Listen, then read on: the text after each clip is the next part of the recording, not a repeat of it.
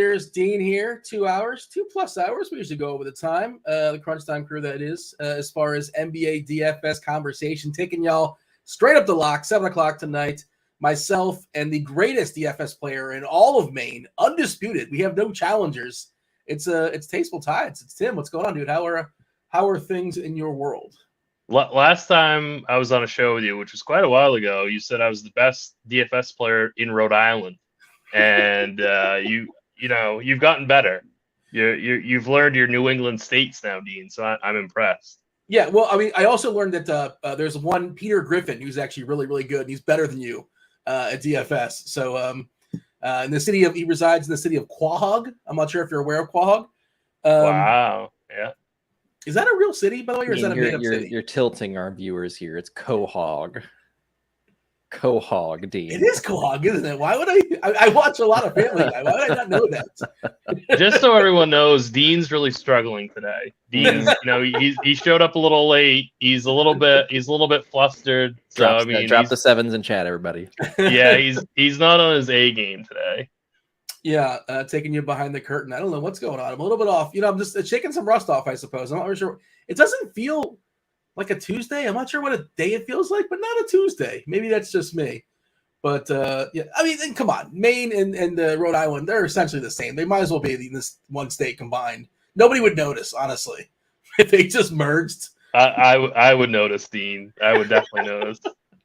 I lived in Rhode Island for about 6 months, right in the heart of Providence, and I definitely would notice if we combined states. Were you not a fan?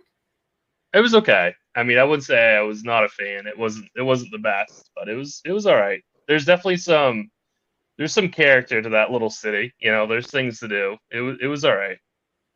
All right. Well, besides me, I'm off my game. I'm trying to think who the most popular residents of Maine are. I don't know who is Maine known for. Who's their big time celebrities? Ooh, I don't know. I don't know, Dean. I don't know if we even have any. That's yeah. Okay, there you go. To Google, this stuff is important. There is, man. John Travolta is a celebrity from Maine. Apparently. He has a house in Maine, not too far from where I live. I think he just sold it actually, but he's not from Maine. Okay, yeah. I thought Stephen King. Yeah, Stephen King's a Boston. Oh, Stephen King and is it Dempsey there? That's the guy I was thinking. Patrick Dempsey. Yeah. Yeah, Dempsey, and then Stephen King lives like an hour from me. Patrick Dempsey was a McDreamy or McSteamy. I don't know which one he was. I didn't watch that show, but he was one of those two. Are you sure you didn't watch that show, Dean? I did not. I do know that much, though. I feel like you might be lying, but that's all right. Do you know what show I'm talking about? I can't remember the name of it, but it was, again, I'm playing coy here. Oh man, I don't know. I can't remember now. According to the chat, OJ lives in Maine. Can you confirm or deny? Or is that like OJ McDuffie? Which OJ are we talking about? OJ Mayo? Which OJ are we talking about? Anna Kendrick, she's delightful. She's from Maine. There you go. Liv Tyler as well. It's the daughter of Steven Tyler. Important stuff to talk about. It's a 7-gamer. We got plenty of time to knock this out as well. According to Mr. Richard in chat, Billy Joel has a house in Maine. So yeah, he does.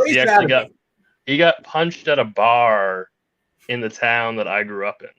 Billy Joel? Yep. Okay. Is that on the wall? Is they commemorate this is the spot? No, it's not on the wall, but it did happen. It's a true story. I remember I was wandering around San Diego, and they said we walked into this bar. I think it was outside the bar. It actually had a sign this is where they filmed the sleazy bar scene from Top Gun. And wasn't there two? There was 2 bar scenes. I don't know if they said sleazy. Maybe I added that. I don't recall. I think it says sleazy or something like that. There's one with the piano and one at the end. Spoiler alert. This is the one from the 80s, not the 2022 one. But yeah, you got to tout these things, I suppose. I don't know. Maybe businesses gets a boost of 5% because people want to see either the piano or the jukebox. Is the jukebox still there? Are those still a thing? I don't think so, right? Jukebox. I haven't seen a jukebox in I don't even know how long. 10 years, 15 years. Yeah, one of those 50 styles, restaurants to have the gimmick. Maybe you see one. Otherwise, you don't really see a jukebox these days. Not since the. Was there a jukebox in the last episode of Sopranos? I feel like there was. Ooh. I don't want to give any spoilers out to people, but yeah, I feel like there was, but yeah. All right. Hey, we got plenty of time to knock us out. Time for pleasantries, time for nonsense. Whatever's on chat's fine. Hey, chat, hit that like button, subscribe, turn on those notifications. We do appreciate all that. Hit all the things. We're going to be giving away a week free of RG Premium. We'll talk about that at 5:30. We're going to be doing that in the old Discord, RotoGrinders.com/Discord, the live stream chat channel. Some channels are free, some are not. Of course, it will be cruel to be giving it away in the premium channel because that wouldn't make any sense, right, Tim? We're giving it away in the non-premium channel, the live stream chat channel. We'll talk about that soon enough. And there's some game theory too, which I think we'll discuss. That's very important as well because we're playing some Price is Right rules. All right, put some game. Might as well. You use your noggin. You use the brain. Use a little game theory as far as winning yourself a week free of RG Premium. Hey, 7-gamer, Tim. Charlotte, they're playing in the back half of back-to-back. They did rule out Gordon Hayward. They're giving a Q tag to LaMelo Ball. I think they're liars. I don't believe he's playing tonight, but we'll see. I feel like they're doing the same nonsense they did with Gordon Hayward, where he was doubtful and out for like 2 weeks. Other body parts that are important. LeBron James, I think this is the front half of a back-to-back. They play on ESPN. I assume he plays. It's a late game, and obviously if he doesn't and you're scrambling, you could be in trouble, but are you with me? He's going to play on national TV. He's playing. I would bet like 70-30, 80-20 he plays. Maybe even higher than that. I'd say 80-20. Yeah, I'd say 80-20 is like conservative.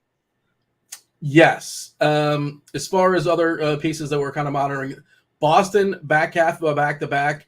They're doing the same deal as, we kind of know what they're doing with Horford and Robert Williams these days when they're on back-to-backs. Horford played yesterday, so he's resting today. Williams didn't play yesterday, so he's going to play tonight. But the other thing is that Smart is still out, Brogdon's still out, and they added Jaylen Brown, who just came back not too long ago from an injury. And also of note, if you watch that game, Tatum left the game with a rib injury. Like he was hurt enough where he intentionally fouled to get off the court. After taking a shot, he grabbed at his rib, went to the locker room, something went down there, and then he came back and finished the game. But yeah, just kind of surprised that, why not just rest everybody? But that's also a national TV game. That's the front half of the national TV doubleheader, Boston versus Miami Heat. Anything else that's of note that we should kind of point out, that we're monitoring as far as this slate? Jokic, that's a big one. Yeah, I was just gonna say, I didn't know if you. I mean, I was only half listening to you. I didn't know if you said Jokic. I didn't know if you said Jokic or not. So. Yeah, that's pretty important. So yeah, that would be the next one is Jokic.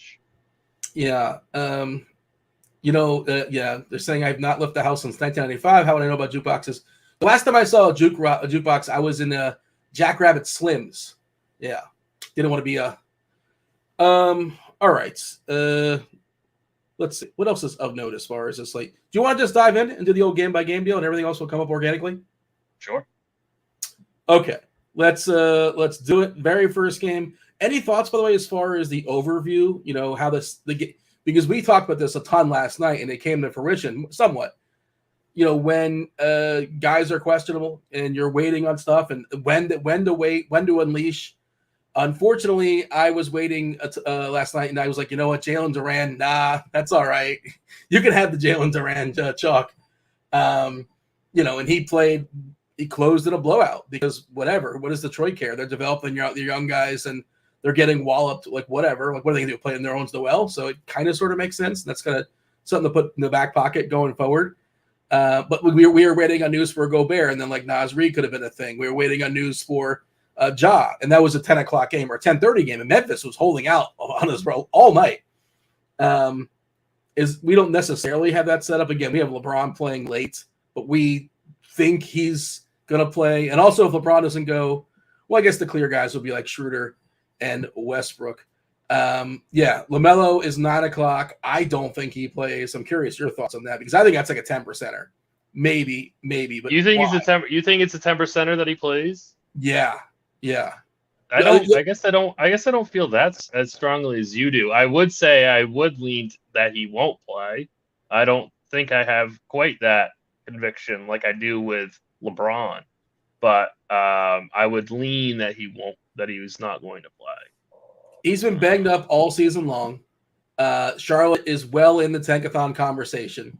They're already without Gordon Hayward, most likely Cody Martin, Cully Oubre. They're probably going to lose anyway. Like, there's no reason to force them back. They're on the road, so it's not like you want to appease like whatever home fans show up for your terrible team. To me, it doesn't make any sense to play them. But so I agree. I definitely agree with the logic. I guess if that's the case, then you're. I guess what do you do with Terry Rozier? I mean, that's pretty cheap price tag on DK at 7-7. That's even in this matchup, that's really bad. He's gonna shoot the ball a ton, and he's point guard, shooting guard eligible. And even with Ball in, we have him projected for 36 fantasy points. So you take Ball off the court, that probably goes up, 6 or 7 points in his projection. Maybe like he might be projected for over 40 points. So that could be a guy that you're worth kind of waiting around for. Yeah, I mean, I think there are a little bit of blowout concerns in that game, but Rozier's got to play, so I think he would be the guy that I would be maybe targeting as like a late night kind of, But you're not like holding up an entire plan for that, right? I don't think I am. This is completely different from last night, where it's like last night you had that kind of decision about who you wanted to play from Boston, and then because you knew that there was going to be big news later on. Tonight, there's just isn't that. Like, I think that I have no issue if people want to like front load their teams and play guys from early games and fill up roster spots. Obviously, anything can happen. It's the NBA, and by the end of the show, it could be a completely different slate. But as it sits right now, I have no issue with playing these early games. Yeah, the sneaky one, by the way, I would say for me, I think is the kind of sort of somewhat sneaky one for Charlotte is DSJ. I think DSJ is kind of blowout proof, and he's like okay as is. And like if LaMelo doesn't go, I think he's got a decent shot to get there. And then I think he plays some blowout run as well. We'll have more of a conversation as far as Charlotte, because I had some thoughts as far as Mark Williams as well, because I thought it was peculiar, or I guess interesting, probably in a negative sense as far as his upside, in that it was a blowout and they didn't let him close. They ended up letting Richards close. And it's like, well, you're just going to get 18 minutes no matter what, basically? Is that what the situation is? That's just a one-game sample, but if that's how they're going to handle that going forward, certainly that's he's an awesome fantasy point minute player, but if his ceiling is basically 18 minutes, how much do I really need this guy? Evan Fournier was ruled out. Who cares? Not playing basketball tonight. And by the way, I'm just curious. I was talking to somebody else, an industry person, about this last night. Like, a lot of people have gone on the theory of, you just don't play players in 7 o'clock unless they're absolutely great plays. You buy yourself time. And somehow something will open up, right? You want to save those spots. But if everybody's doing that, and also, like, isn't there some value to know, like, where you stand, where you're at? And if you're playing a couple guys at 7 o'clock and everybody else is kind of backloading, say you get a couple of guys that are on the fringe that are 5, 6, 7% owned that are smashing. Now it's like 8:30, 9 o'clock, and you have, a bunch of spots coming up, and maybe you're playing somebody goofy, and like all of a sudden, like, hey, you can come catch me. I'm going to pivot to all the good chalk. And if you want to figure it out as far as scenic route, I was just thinking about how there's some value in that too. Just kind of looking at it from both sides. Yeah, but the bottom line is there's always value in late swap, right? Doesn't matter if you have front loaded or back loaded, right? Like, you're talking about late swapping in a different way. You're talking about late swapping onto the chalk line, which isn't done enough. Just like people don't late swap off the chalk line when some guys have busted. People. I say it over and over again, and some people in the industry think I'm stupid because I say too many people give up on their teams every single night, but it's true. Like, if you look at some of the teams that don't reach the cash line, they're still eating the chalk. Like, they were dead. They had no chance. And like, I'll pivot to teams that end up finishing last place. It's okay. But it's because I'm trying. Yeah. Because I'm dead. I'm dead if I don't change. And so, but you're right. Like, if you snapped off a couple low on plays early, it's smart for you to now readjust your lineup to go up the chalk line. And like you're absolutely right. Like that's definitely an underutilized tool that people don't do. Yeah, I mean, I feel like it's not talked about enough, and like there's many ways to adjust, and like people, there's a second level, third level, and like last night, everyone was waiting if Ja is out, Tyus Jones, duh, that's like first level, whatever. Maybe you had some kind of plan set up, but like there's many other ways to get there, and like you said, there's no medal for finishing just out of the money with like a decent team that just missed, as opposed to finishing dead last. Like who cares if you finish dead last, right? Like you gotta take a shot. And yeah, if there's a super chalky guy on your team and you're already like with 2 snowflakes or whatever, you know, do your get off whatever the big chalk thing is, and then hope and pray. You're probably done, but you know, right. It's an incrementally, if nothing else, it's increasing your chances incrementally as opposed to just being flat out dead.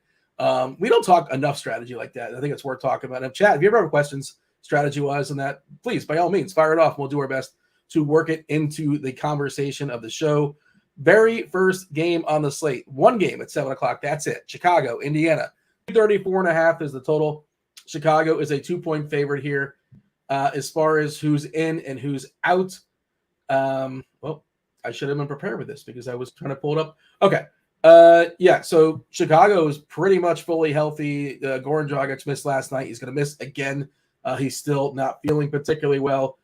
Indiana, we know Halliburton's out for a while. Nembhard is kind of a big one, questionable right now. Yeah, the fish, he is ill, drawing the start as of right now. I would imagine it's going to be Mathurin probably jumps in the starting rotation. We'll see.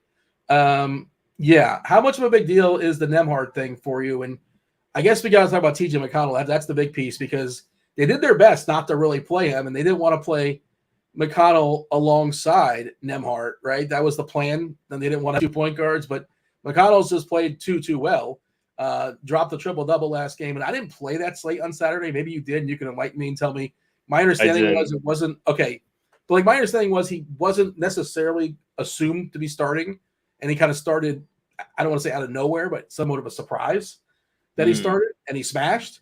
So we're assuming he's going to start again. Like typically they like him as like the spark plug off the bench, where, you know, lead a second unit, that kind of thing.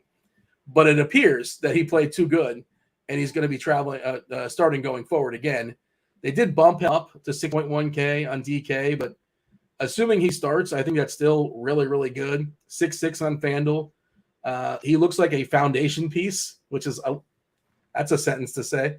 6.1 TJ McConnell foundation piece. But I think he is, assuming he starts. You disagree? Yeah, I definitely agree, assuming he starts. But, you know, a lot of people were playing him like last week coming off the bench, and he was still smashing.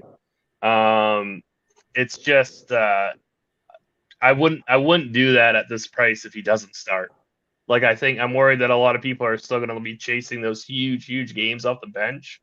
Yeah. But if he doesn't start, then I wouldn't play him. But you know, at 45%, there's always merit to fade somebody that's going to be this high owns.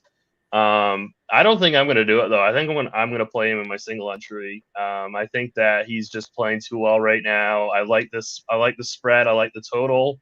I like the game environment. There's a lot of factors that make me want to say that this is good chalk. This is another thing like we talked about. I don't think there's going to be a lot of back end news this late, so I'm not really too worried about locking up a roster spot with him.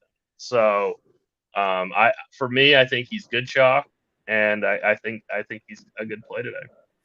If you look at you know, core play, expert play amongst all the guys do the rankings here in the lineup HQ, it's got the rainbow. Every single color hits it, right? McConnell is going to be super popular. 45% ownership as of 4:30. We'll get a reshuffle of that, obviously, but assuming he starts, he's just going to be well owned. Point guard and point guard only for what it's worth. Other players in this game is getting some ownership as far as the Indiana side. Buddy, you know, it's not a ton. You know, 7-gamer in the teens, basically. Buddy Hield, Mathurin, Naismith, Turner, a little bit less than 10%.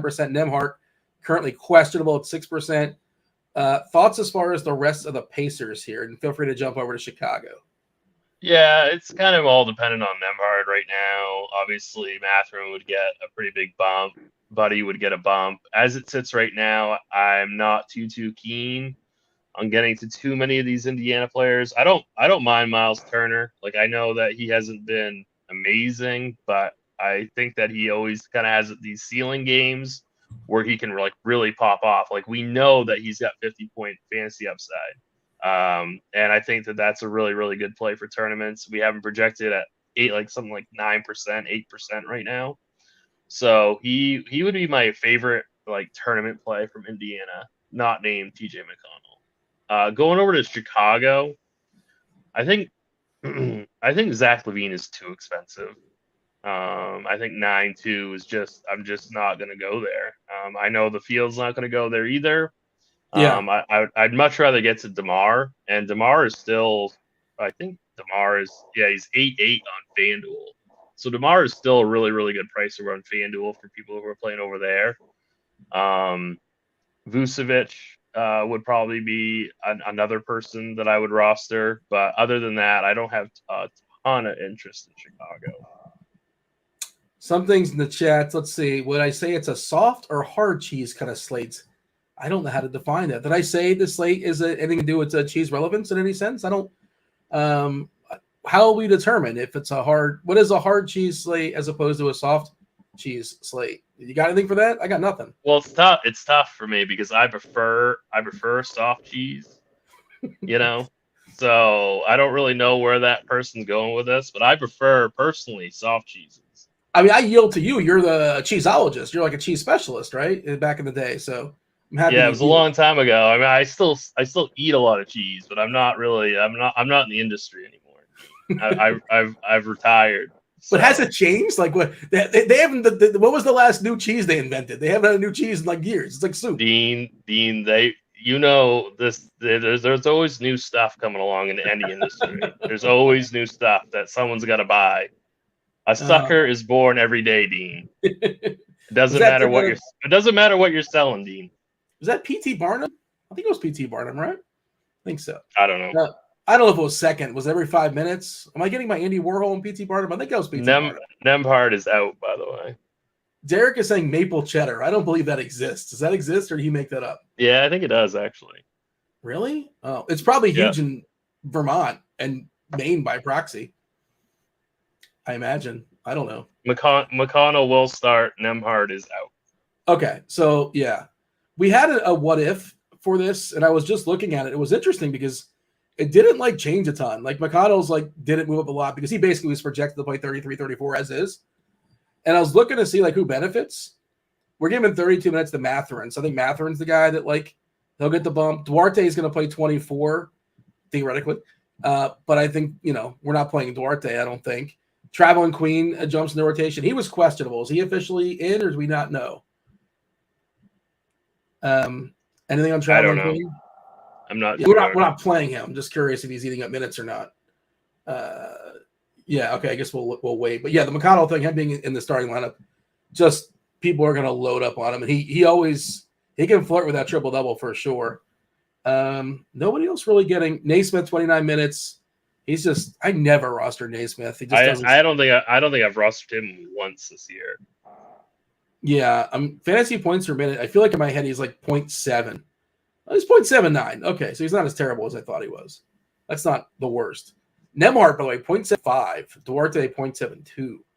Pretty rough. But yeah, we're not really. It's weird that like there's not a huge change as far as this player being out. All right. There's a couple other things in the chat I thought that was worth acknowledging. Mr. Richard says, I normally play Tatum. I'm not sure tonight. Like, why wouldn't you play Tatum tonight? If you typically like him, he's the dude. Assuming his rib is good to go, he looks like he's going to smash. Like he's at least in position to smash. Did you played last night, right? Mr. Gerg's talking about it. And I know we had this conversation last night, but situation has changed as we went off air because we were talking about Keegan Murray. And just you plug in Keegan Murray. If Adams is ruled out, then you swap him to Clark. And that's what Mr. Gerg did. It didn't work out. Well, one of the reasons why it didn't work out, he got in foul trouble, but he didn't start. So, like, I did that. And then when I saw a starting lineup, I'm like, okay, back to Keegan Murray. That's what I did because I just didn't trust Clark. I mean, I thought Clark would be fine, but I just thought Murray's minutes are much more solidified. Did you handle that situation differently? What I should have done, I actually left Clark in. Okay. But what I should have done on FanDuel, Dean, is played Xavier Tillman. Yeah. Who was power forward eligible on FanDuel. Ooh, power forward's important. Yeah, 3.5? that's what I should. What's that? Was he like 3.5 or 3.8 or something? 4K or whatever. Still good.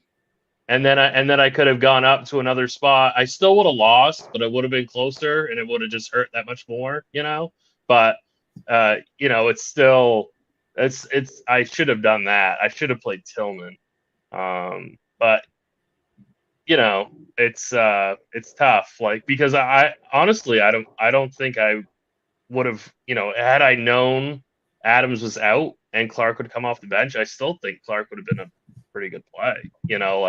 Yeah. So yeah.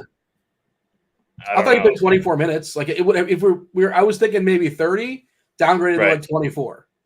I don't know the projections team, but that probably. And again, he got 3 quick fouls.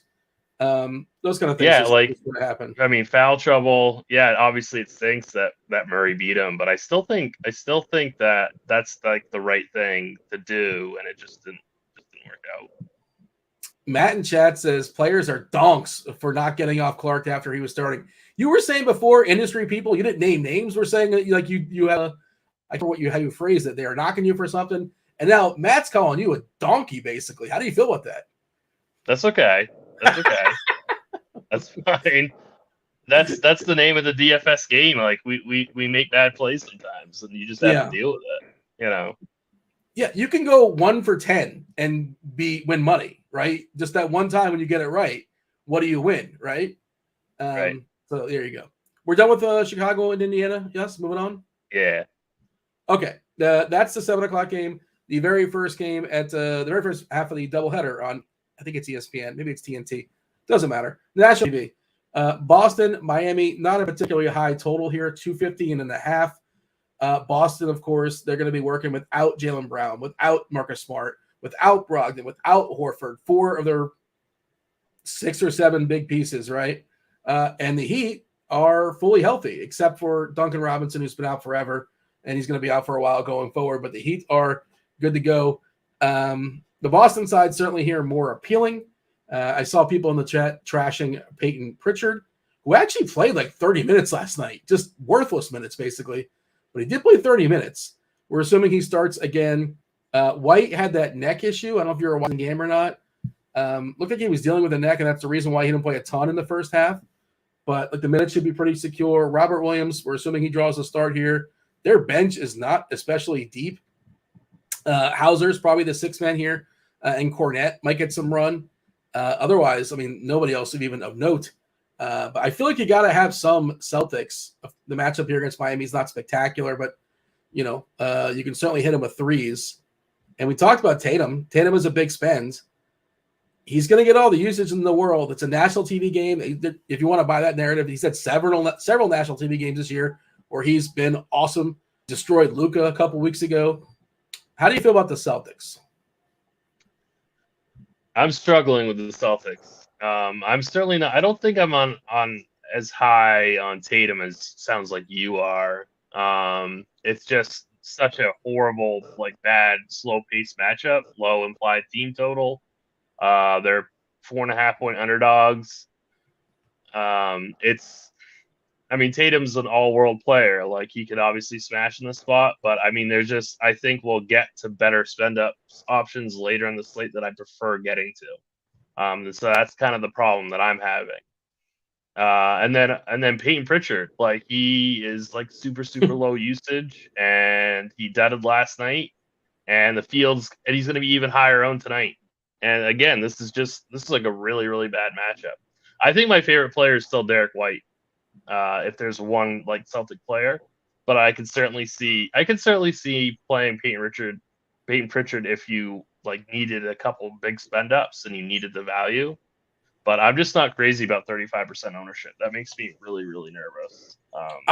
That's a good answer. He just seems like a dud waiting to happen. Yeah, I do agree. The ownership is somewhat scary at 35%. That's where we're at right now. And that's kind of my counter on Tatum.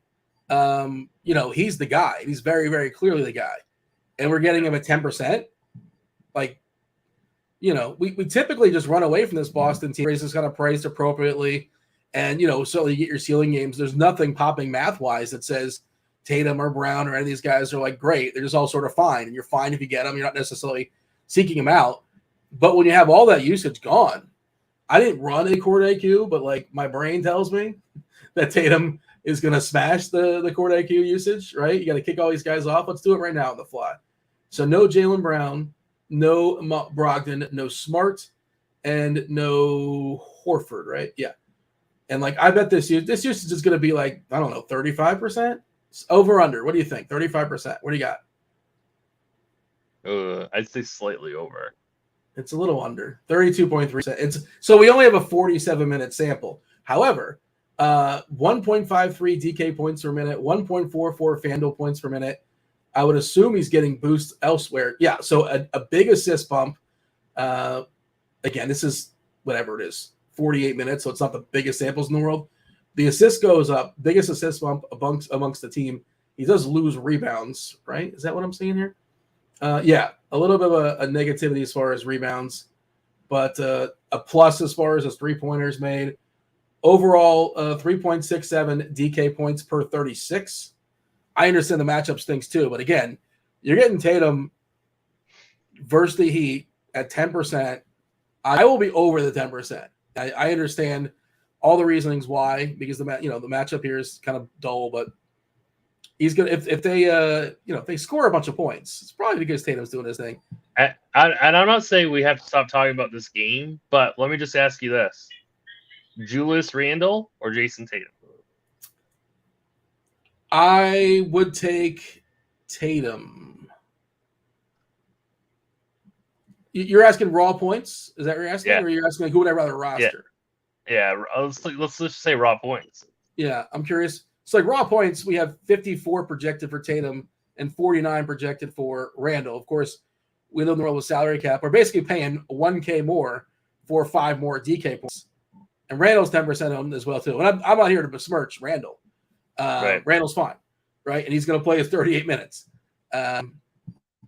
Yeah, I'm not saying you're wrong, because that's kind of a salary thing. Like if I have only 10K left, I'm not blowing things up. I'll play Randall. But if I got 11-1, I'm thrilled to play Tatum. Steven says Tatum is, let's see. I thought I said Woat. I misread that. Never mind. Yeah, I understand the context as far as the salary and all that. So I think they're basically similar plays. If Randall's going to be 10% owned, which we're seeing, that's interesting. I'm perfectly fine with it. The Miami side, or rank the Boston stuff for me, because I feel like it's weird that like Boston's. I feel like they should be a little bit more popular, even though they're plenty popular. But it's Pritchard at 34%, White at 28%. Grant Williams is going to play 30+ minutes. He's not the sexiest play, but he's fine.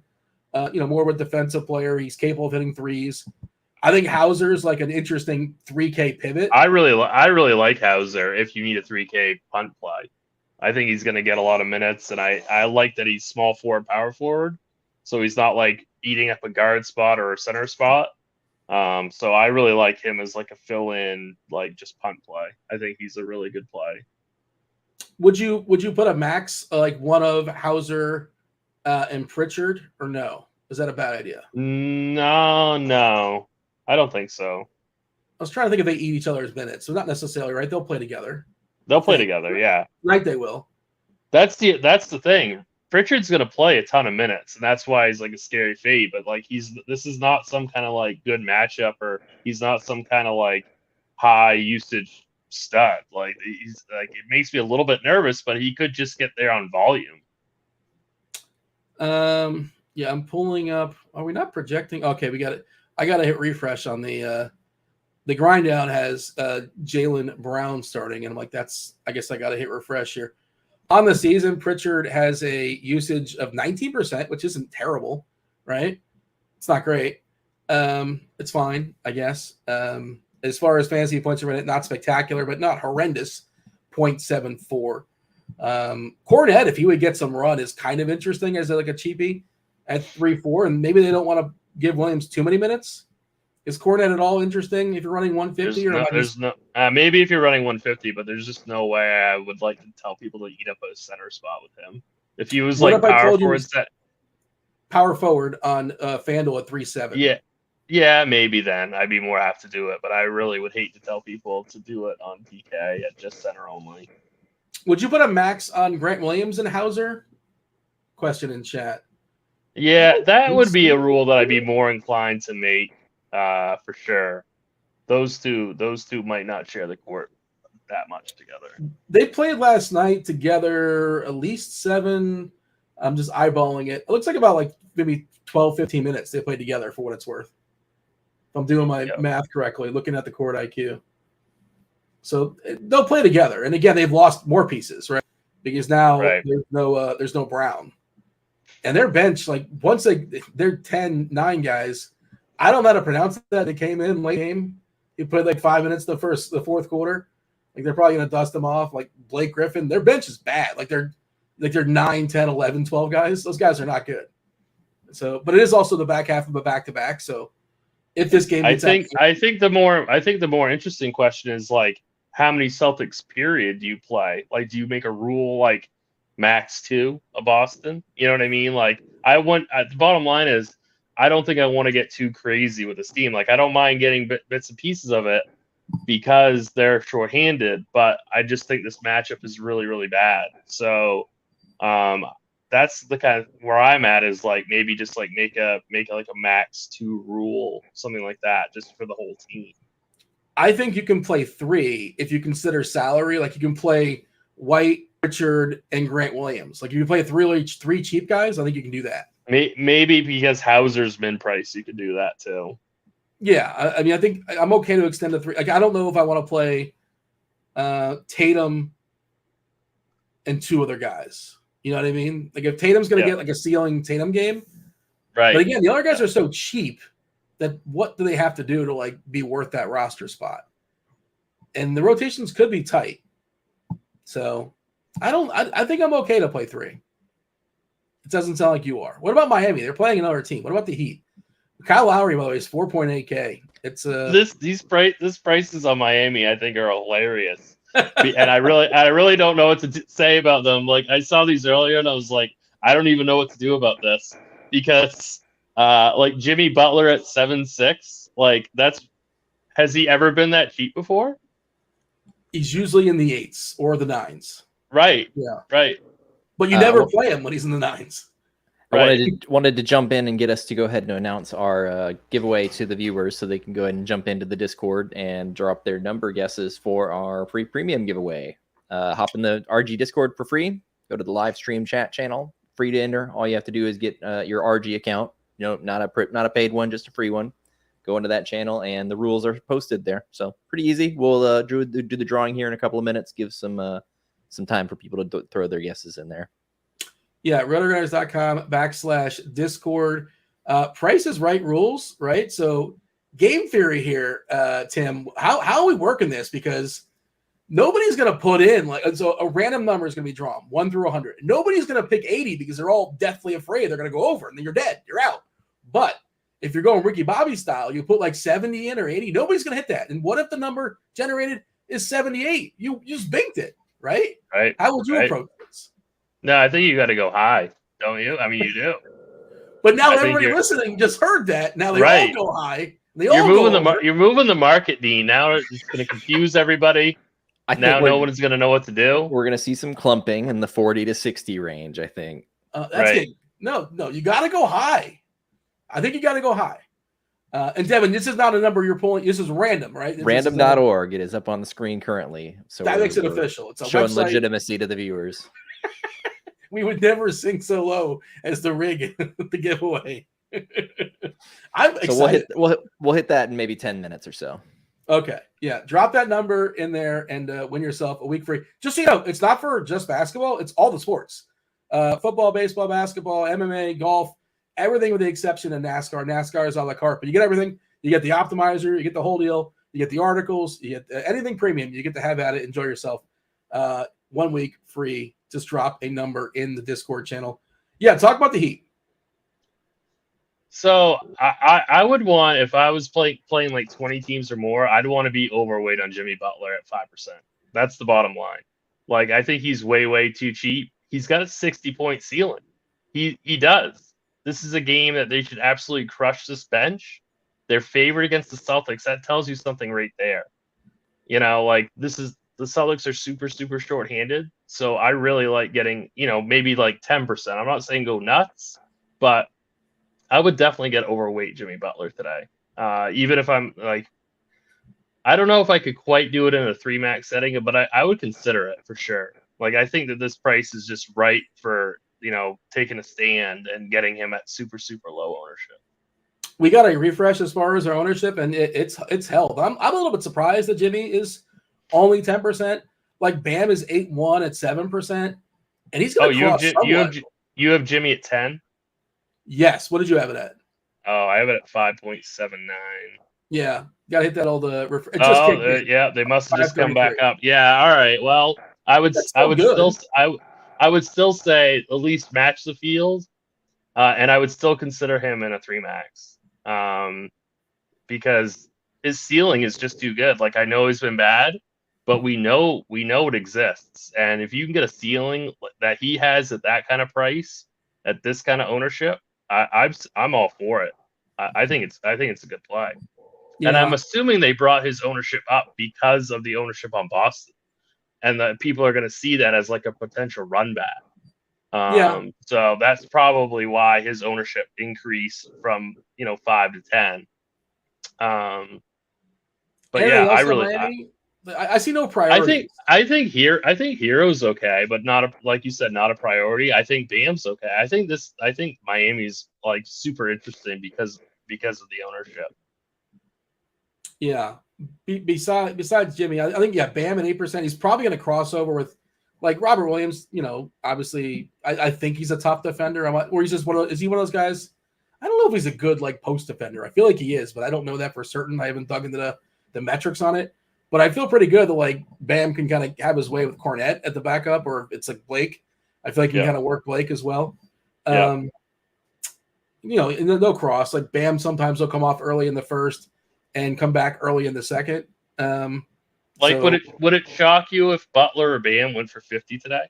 No, not at all. Right. That's what that's exactly what I'm thinking. And at this ownership at those prices, like I think they're really good tournament plays. Anything else here that we should talk about, or shall we talk about the Cleveland Cavaliers and your Knicks, specifically Julius Randle? It sounds like you and they're not my Knicks. I don't even know if I like Randle. I'm just saying I think that I'd rather play him than over Tatum. Was my only point. I was doing the expert rankings today, and I thought, did I not see your name in there? I feel like I did. Am I incorrect in assuming that the rankings? No, they were, yeah. And I feel like you were higher on Randle than everybody else, so that's why in my brain that's where I'm going with it. Let's see. Did you rank Randle today? We got to rank 8 at each position if you guys are not aware. Maybe you didn't rank him. I just made this up. No, you did. Yeah, you got him 5th, and somebody else has him 7th, and then there's 2 people that did not rank him. So you were the highest amongst the rankers. I'm just a sucker. I'm just a sucker for so many minutes, I guess. Like he's going to play 37, 38 minutes, like almost guaranteed. And they're going to need his size against the size of Cleveland. So he's going to get a lot more rebounds than he normally does too. So I really like this spot for Julius Randle. And I just, it's just one of those things. Like, again, this is not the best game environment though, but I think he's a really good tournament play. By the way, I jumped over to the live stream chat channel. People are not putting in their numbers. What's an interesting move is like waiting. Like people are like, I see like numbers out there. Like somebody's got 77. I'm going to drop a 78. Like everybody hates that jerk on The Price is Right, but that's game theory, folks. Dean, you're not supposed to give out all the secrets. Somebody, you just screwed somebody out of a free whatever we're giving out. It's going to be 77 anyway, so it's already over. You have to mush everybody, don't you? Like it can't just be. You can't just let people have their fun. People, you know what? I like that. This is a great move too. Somebody dropped a 4. That's a great move because nobody's going that low. That's a power move, right? That's a power move right there. Yeah. Yeah. I don't know when exactly we're drawing this in a couple minutes, I suppose, but there is an advantage probably to go in late if you want to stare at the other numbers. Yeah, I don't know. Well, you look, it's a clean game, but there's still edges to be had for sure. I just talked somebody to drop an 84, but they were kind. They didn't. There's a 79 and nobody put 80, so there you go. They're not reading the room necessarily, but all right, we'll draw that in a second. Give away a week free of RG Premium. Other guys on New York, you should host a bingo game, Dean. I feel like you would do really well at that. Yeah, I would enjoy that. That would be fun. Yeah. Me and Slip and Jimmy, right? In the nursing home or something like that. But exactly. How do we feel about Jericho Sims? Are we buying like the 30 minutes? Is that going to be consistent, or is that going to be a game-to-game deal? Do we even care? Because he's not that important, right? I don't mind him because you could play him at power forward, but that would be, I don't know. He's going to be 8% owned. I think that's okay. Maybe I'd match the field with him because I think they're going to need all the size they can get in this game. So I think he's not horrible. It's not somebody that I'm like, jumping to the window to play, but he's all right. Quickly is a game time decision for what it's worth. As far as Cleveland, Mitchell expected to be good to go with his groin. He is probable. Do we have a what if Quickly is out? I thought we did. We do. Like we're giving Randall 38 minutes, Brunson 38 minutes. That doesn't really change. Who's getting the bump? Okay. So our if then, do I have to hit refresh? Because it has Evan Fournier in it. And of course, he is out now too. That's got to be refreshed or they're going to be working on it. But yeah, obviously 22 minutes to Fournier is not going to happen either. Your thoughts? I mean, you mentioned Randall. You're a sucker for those minutes. How about those Brunson minutes? He's awesome. But, you got to pay the price full. But it doesn't stand out like it's an exceptional play, but I would never say you can't play him. Is that kind of where you're at as well? Yeah, that's exactly where I'm at. I think just the minutes are so good, and he's got a ceiling, and he's going to be low owned. So I think for tournaments, I'm all for it. Don't forget about superstar Donovan Mitchell on the other side of this game.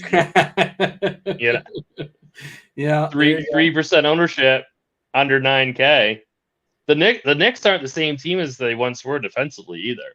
So I think he's an interesting play, and Jared Allen too. The tricky thing is like they're two of the slowest teams in the league. Like New York is fourth slowest, and Cleveland's the slowest. So a few less possessions, obviously. Defensively on the season, New York is, let's see, they're middle ground. Let's see what they are. Like, what do you want? Last 10 games? Last 15 games? Go 15. All right, last 15 games. Let's see. We're into teams. New York is like bottom 8. Yeah. San Antonio, no matter what grouping you pick, they're going to be the worst, basically. Dallas, by the way, third worst. That's kind of interesting. Last 15 games. We'll be talking about them soon enough. But how about the Cleveland side?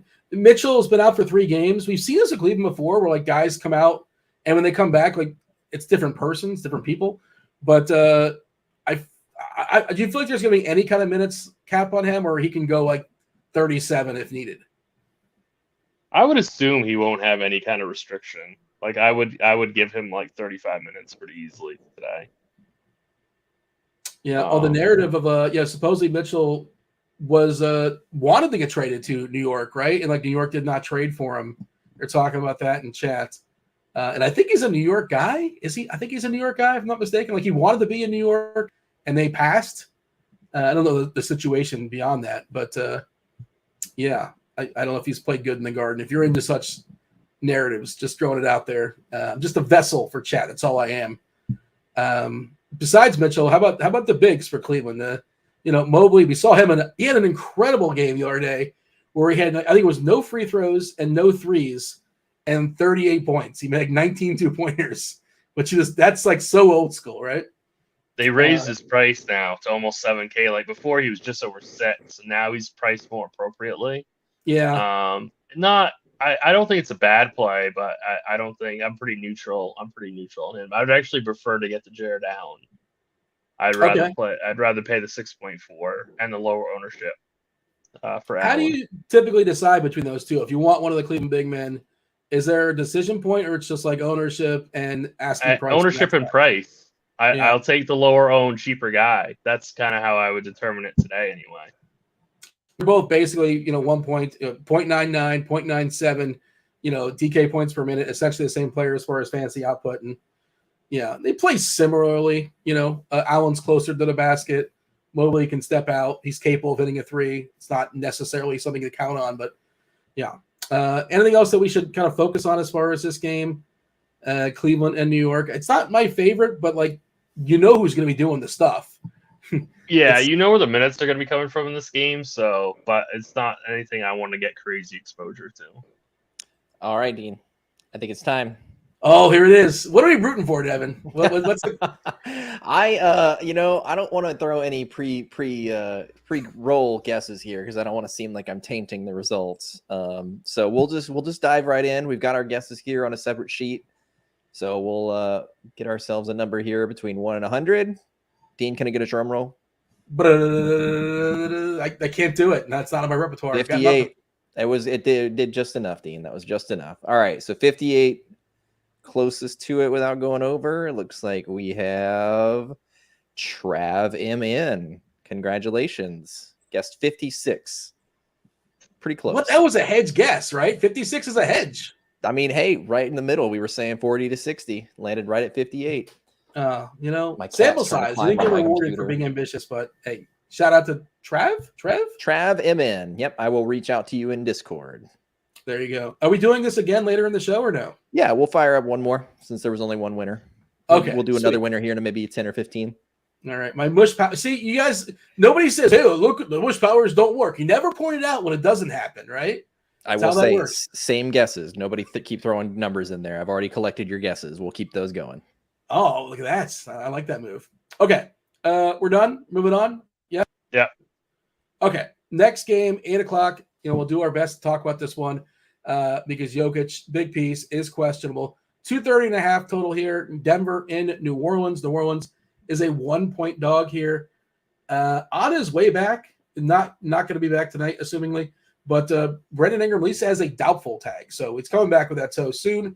Assuming he's out still, but he's been out for like a month or so. But maybe soon we'll get him. Obviously, Zion's still not there. And Najee Marshall seems really dicey. He is currently questionable also with a toe. It's a toe epidemic going on there in New Orleans. Jokic, he's got a hamstring and he's questionable. We'll see. My guess is he plays, but I'm just guessing. I don't feel nearly as confident on that one as I do as the LaMelo or LeBron. Bones has a finger, and Michael Porter Jr. he's out for personal reasons. Whenever a 1 through 4 is out for Denver, basically Bruce Brown steps in and plays well. He's been really, really useful to that team. We're projecting him to draw the start. Where are you at as far as Jokic? I mean, do you have like an if then? I guess we haven't drawn up. But do you have a lean as far as if Jokic is playing, and you have a plan to adjust if things go otherwise? This is the only game that I would have any reason to leave some spots open because you're going to have to play Jamal Murray. You're probably going to have to play Bruce Brown. You might even have to play Aaron Gordon. So this is like the spot where you're going to have to not use up all your roster spots because you're going to have to make some pretty heavy adjustments. And if Bones misses, that's just even more minutes for Bruce Brown, right? He's going to have to do everything, in terms of running backup point and getting the starting spot at the 3. So yeah, he's Bruce Brown I might play anyway, but yeah. The same thing with Jamal Murray. You might want to play him anyway. I'm not sure. Kind of depends on what I want to do with Luka. There's only so many point guard spots that I can play, but this is the spot where it's you're gonna have to be paying attention and getting ready to adjust. Murray currently 20% owned. Obviously, that would change. He's 7K on DK. That would change if Jokic does not go. He would skyrocket as far as ownership, and rightfully so. If Jokic plays, I think he's certainly worth rostering, especially if he's going to be 11% owned. I agree with you on Brown. Brown is fine as is because he's going to draw the start. Almost definitely. He's going to play up and down 1 through 4. He's so versatile and so useful for this Denver team.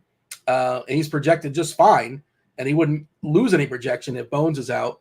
We do have an if-then or a what-if you guys are premium members. Obviously, if Jokic is out, Murray would skyrocket to a 44 DK point projection, which is really solid. And Bruce Brown, 34 minutes, 34 fantasy points, really good as well. Gordon, 36 fantasy points. Najee, I think there's some fragility to Zeke Najee. Starts, I'm not sure blows. DeAndre Jordan's always lurking. There's a chance he starts. We'll see. I'm not a guy. I think his usage is just pretty horrendous, if I'm not mistaken. You're not a who? Zeke Najee. Oh yeah, I'm all set with that. I'm good. I'm not wasting a center spot on him. 14% usage, 0.74 DK points per minute. I think he's like a rebound stock guy, if I'm not mistaken. I don't think he's much of a shooter at all. Pretty sure of that. Even if he starts, it's not like he's stone mid. He's 4.8 on FanDuel, 4K on DK. And I don't think I'm getting there unless I'm desperate. Your favorite plays on Denver are who? Well, Bruce Brown and Jokic right now, but if Jokic is out, then it's Murray, Brown, and Gordon. And I think they're must plays. Questions in chat. Breaks wants to know Bruce Brown or Robert Williams. It's a tricky one. Bruce Brown or Robert Williams? Utility, I assume. Yeah, it's got to be. Yeah.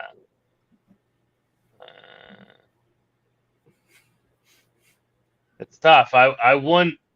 The thing is, I wouldn't take up that roster spot with Robert Williams. Yeah, I like that thought process. Yeah, you as a general rule. Yeah, right. That's kind of where I'm at with that. General rule: you don't want to play a utility guy at 7:30. Sometimes it just happens, and there's nothing you can do about it, right? But as a general rule, you try to avoid that. How about New Orleans? McCollum running the show once again, but fully priced. Valanciunas, he's been getting the lion's share of those center minutes. He's been thriving. He's been doing great, and always a good fantasy partner. It's just he's got to stay in the court. Early in the season, we saw Nance closing more so than Valanciunas. I would think that if it's Jokic, we're more likely to see Valanciunas close. If there is the foul trouble that is introduced, Jokic tends to get people in foul trouble. There's no guarantee of that. How do you feel about the Pels? I'm not that crazy about them. I think CJ McCollum would be a decent run back if you're going to be getting to a ton of Denver. If you've got those 3 Denver pieces, you might want to consider having a run back of CJ McCollum or Joe Val. I never can seem to get Joe Val right. He'll explode in the first quarter and then you won't see him again. It's I don't know. He has these really, really kind of pedestrian. He goes for 30, 35. Doesn't seem to hit his ceiling enough for me to want to roster him. But I understand if people want to play him, but it's not really for me today. Yeah, that's kind of where I'm at too, but I'm not discouraging. I'm not besmirching. Talking about Miles Turner. Why is Miles Turner a must play against Vuk? Does he have a good history against Vukovic that I'm not aware of? I was not aware that he's a must play. I wouldn't use that word, but I appreciate. I think I'd rather play Turner than Joe Val. Yeah, I think okay. I can get behind that. It's close. It's close. It is close, but that's kind of where I'm at. Is that I'd rather play Turner. For what it's worth, DK points, Miles Turner versus Vuk in his career, 24.5, 21.5. This is going from the most recent. So 24 useless, 21 useless, 34 useless, kind of useless, 22, 41, and 21, 36, 39. I don't see one game where it's I would fall off my chair for that one when you consider his price. But okay, I'm not discouraging it, but he has not smashed him for what it's worth, ever. dating back to 2016. He put up 48 DK points in 2017. Couldn't tell you what happened in that game. Zubac versus Brown. Who's Brown? Oh, it's Bruce Brown. It's got to be utility, right? We haven't talked about Zubac yet. I think he's kind of interesting. I know that, obviously we're expecting the 2 stars for the Clippers to play. We'll get to that game, but we've seen centers just ravage the Lakers. Different players, obviously, but Sabonis destroyed the Lakers. Şengün destroyed the Lakers. The combination of, what was it? The two, Steven Adams and Clark put up like 40 points and 30 rebounds in 48 minutes against the Lakers. It was insane. Did you have an early thought as far as Zubac versus Brown utility? I'd rather go with Brown. I'd just rather go with a guy I know is going to play a ton of minutes. Whereas, like, they can pull the rug out from Zubac at any time.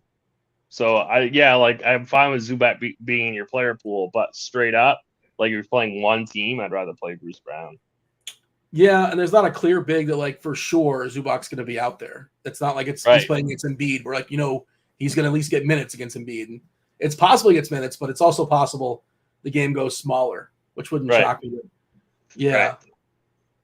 I ranked Zubac 8th today. Like, usually, a lot of times I'll put my 8th person as like the wild card, like the interesting tournament play, And I don't think I even rated him in my top 8. I almost never rate him in the value rankings. I am on Zubac Island with putting him 8th. Nobody else ranked him for what it's worth. Yeah. But yeah, I think he's kind of sort of somewhat interesting, but I understand why you wouldn't want to roster him also. Anything else here that we should talk about, or are we moving on to talk about Washington and Dallas? I think we go to Washington and Dallas. Okay. 226 is the total. Dallas is a 7-point favorite here. Washington, they are without Porzingis. They're going to be without him for a while, it appears. They traded away Rui Hachimura. They got back Kendrick Nunn. Nunn, I don't believe, is going to be available. They already said Hachimura is not available for the Lakers. I assume there's some sort of medical stuff going on. As far as Dallas, they are without bigs in Maxi Kleber and Christian Wood. Well, Luka, is Luka a priority? Is he a want? Is he a need? What's your official Luka stance? Because, like, we know he's great, but, like, how does he fit your lineup build? I think I'm rostering him as of right now. If nothing else is different, I think he'll be in my lineup. He has not, he has definitely shown some regression. He's not getting the huge, like, 85 fantasy point games, but I think that I just love this matchup for him, and I think that there's enough value that we can fit him in. So as of right now, I'm going to roster him. Obviously, that could change. It's just he's one of the reasons, like, and of course the timing of this game, like 8:30, like I'm going to know the Denver news, right? Yeah. So that's huge for me. The timing of this game is very, very important. So I like Luka right now. I'm going to try to roster him. By the way, 40% owned projection on Fanduel. He's cheaper over there. I think it's less of a decision. Like, if you're playing cash games, like, you're definitely playing him in your cash lineup. On DK, currently 27% as far as the ownership. Anybody else on Dow interests you? I did see, like, DFS hitting some stuff, maybe. Who was the other one that I like? Dwight Powell. Like, I can't imagine. Like, what are you begging for with Dwight Powell? Like, I'm not playing. I don't think you should play Dwight Powell. I think Finney-Smith is okay, but yeah, I'm not playing Powell. THJ is fine. The Washington side, but you talk about prices. Bradley Beal's 7-3. Right. Yeah. We haven't seen that in a while. But, like, the matchup's obviously not spectacular against Dallas, who's just super slow. Not great defensively of late, for what it's worth. But, and I didn't mean to neglect a Dinwiddie for what it's worth. He was also in play. I think he's fine on the Dallas side. Feel free to elaborate on the rest of the Mavericks, but I want you to jump over and talk about Washington. Denny Avdija, we're presuming he's going to draw the start, play close to 30 minutes or so. He's still pretty cheap. Kuzma, you got to pay for him, but, he's obviously a good big spend if he fits your build. And, Bradley Beal. You got to be willing to roster anybody for the right price. And I didn't necessarily wake up saying I want to play Bradley Beal, but it's 7-3. I'll listen. What do you got? So it's kind of similar to Jimmy Butler, but Jimmy Butler's getting minutes, right? Like Bradley Beal's only played 28 minutes. He hasn't even gotten to 30 minutes yet. So I'm a little bit concerned with that. That's kind of my issue with Bradley Beal. Like, yeah, he's super cheap, but I'm worried that he's not going to be playing all the minutes that he can handle. Do you think that I'm wrong for thinking that way? Like, he's only played 28 and 27 minutes. So is he even going to get over 30? I'm trying to think, were there blowouts? Like, what was the reasoning why? Or it's just like they're not going anywhere. Like, there's no reason to force him. And he also, remember, he came back from injury once and hurt himself right away. Right. And was it a hamstring? I feel like it might have been a hamstring, and those tend to linger, right? So maybe they're just kind of babying him now. Okay, so their Orlando game was a blowout. That was 28 minutes. They lost by 20. So I'm assuming he lost some minutes there. All right. That was the most recent game. So maybe they're ramping him up to possibly play 33, 34. It's just weird to see his name in that price and ownership at 10%. So yeah. But I kind of get it. What about Gafford as a cheap I really like Gafford today, and I also really like Denny Avdia. And I'm probably gonna play those two with Luka as just like a little game stack. Okay. Yeah. I don't want it to be I really like Gafford today. Like, I think he could easily exceed 30 fantasy points today at 4.3K, which is fantastic. So the game going small or smaller, I can see Kuzma playing the 5 with DFS being the 5 on Dallas as a way to play Gafford up the court. I'm just trying to think of ways of getting away from Gafford. Like, he's just fine. I don't know. And how heavily owned we're expecting? Like 20%, 15% for Gafford? Yeah, 17. Yeah. And then Kuzma at 23%. And if you think Kuzma is going to be playing some 5, then I would definitely be firing him up. Chat's asking about Denny Avdia. I really like Denny. He's one of my favorite value plays today. Just like, I don't want to have too much Washington. It's like a general thought, but I get it. Like, these all make sense. 7-point dog against a team that plays pretty slow, but it makes sense. I think Avdia is my favorite on Washington. When the player I'm most likely to roster is probably Denny Avdia. Plays small, which is typically a rough position.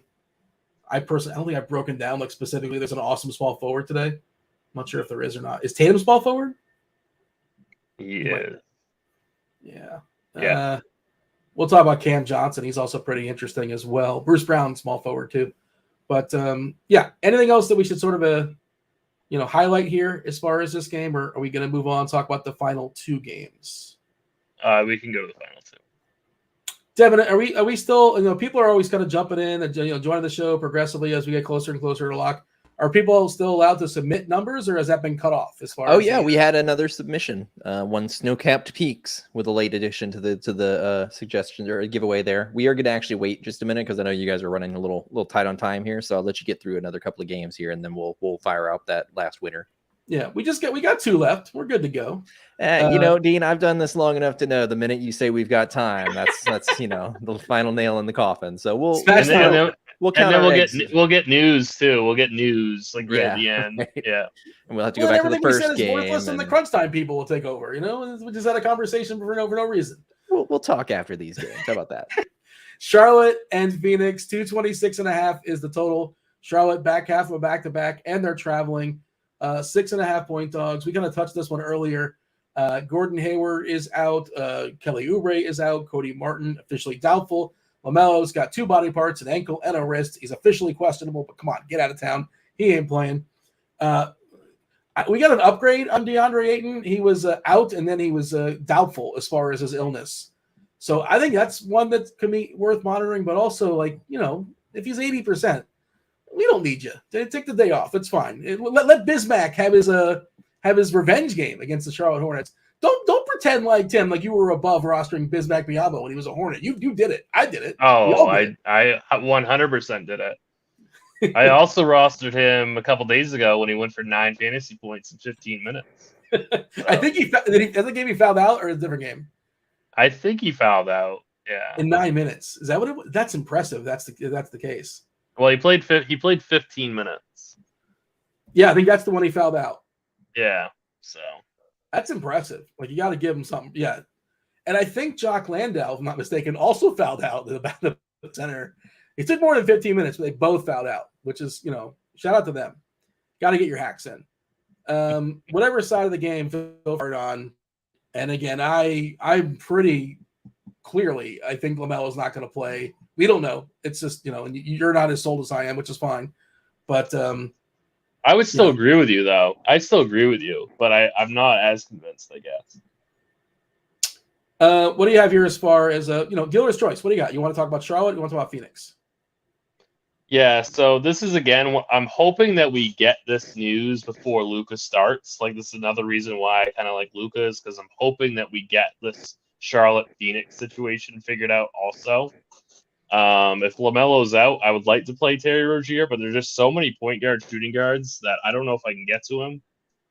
This game might be a stay away. You might be right. Like, this could be a Dennis Smith Jr. game. Again, just another point guard spot, though. There's so many good point guards that I don't know if I can realistically get to him. Not a lot really on Charlotte other than Terry Rozier. I really like how Mason Plumlee's been playing, but I don't know. This isn't probably the best spot. It's kind of hard to know until we know about Ayton. And the other thing is just going to Phoenix. I don't know what I want to do with Biyombo. This could end up he could go for 45 fantasy points, or he could just be done in 12 minutes. So I mean, I don't know. I'm thinking of it from a cash perspective.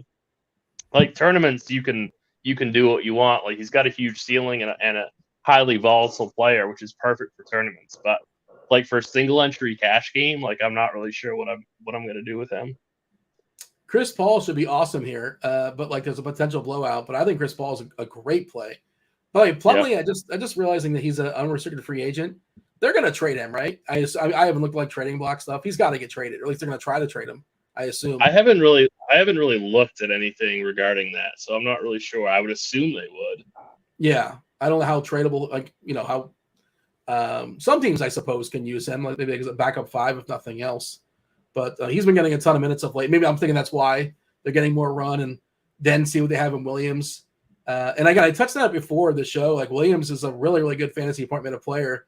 What we've seen so far in a small sample, 1.26 DK, 1.35 Fanduel. Those stocks, that's awesome. He's 4.7 over there. 4.7's hard to get to. 3.2 on DK. That's too much. But 3.2 on DK is a tricky part again. We saw that blowout last night, and he didn't get the blowout run. They went to the backup of as far as centers, which is Oh, they went to Nick Richards. Yes, he played the last 4 or 5 minutes. They didn't give it to Williams. Yeah, so I don't know if that was a one-game anomaly, or that's just how they're going to deal with it. Because my understanding is that either the coach says we're going to play Richards today, or we're going to play Williams today, and it's mostly Williams.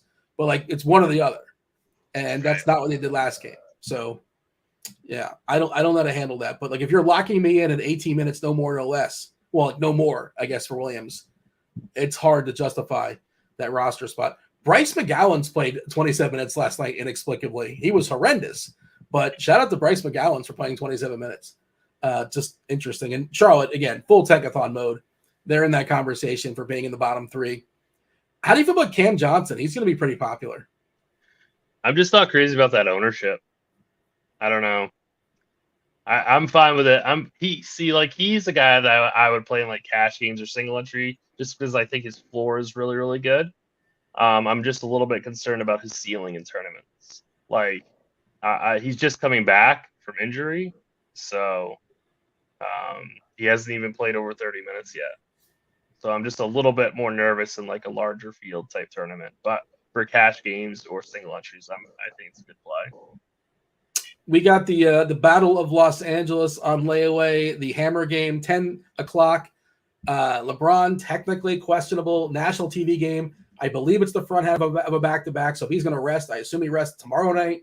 We both are pretty well convinced that LeBron plays.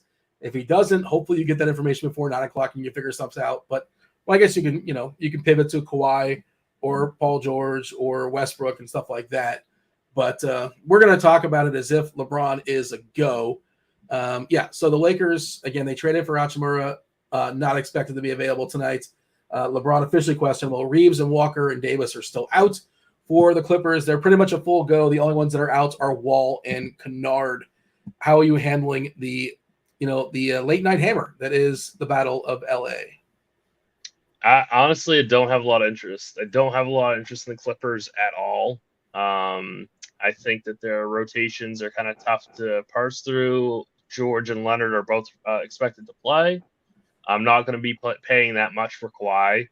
And I just don't think this is that good of a spot. I mean, it's a good spot, but they're pretty much healthy, and I just don't really have a lot of interest in the Clippers. Zubac is always okay in like a large field tournament if you're making multiple teams, like you talked about. He does have like a really good ceiling. He could eat up Thomas Bryant if they elect to keep him on the court. But that would be about it. Like, I don't have any interest in any of the Clippers other than maybe Zubac. Yeah, like if you're running 150, I'm fine getting a pinch of Paul George, fine getting some Kawhi, and the Zubac thing. Like you said, the rest of the guys, just I don't trust any of the nonsense of Morris or Jackson. I want to trust Terrence Mann, but I can't. I think he's a pretty decent player, and I like his price, but I don't know. Like, you just can't do it. And I'm a sucker for LeBron. I'm kind of a homer, and he's 12%. I'll be over that. But like if it comes down to playing LeBron versus like Luka, head versus heart, at some point it's like, let's try to find the extra money and let's get Luka if we can make that work. The other Lakers, I don't think I have any. I mean, I'm not going to get the Westbrook, I don't think, at 8-3. Bryant, he's flashed the ceiling, but like he's also like disappeared in games. But I guess that's kind of what you like in tournaments. Dudes with like high variance. Yep. We've seen Schroeder have some games too here and there, but it's few and far between. He's had his moments, of course. But I'm with you. I don't necessarily love this game, but I will make sure I get at least some LeBron. Some questions in chat. Joe wants to limit exposure on the first game. We touched on that earlier. I think, you answer, please. I think McConnell is hard not to play, right? Your internet cut out for just a second, Dean. I couldn't hear what you said. I'm sorry. Oh, no worries. So Joe was asking about fading the first game, Chicago, Indiana. How much of that game are you willing to fade? And I was saying McConnell is the toughest guy. Jimmy Butler ruled out. Ha! But yeah, 4K. I know it's not a direct. Yeah, Hero's like 6K. Hero. I kind of had interest in Hero before, and like Derek White's a good defender, but losing Marcus Smart's pretty big. Yeah. We'll have time, he says.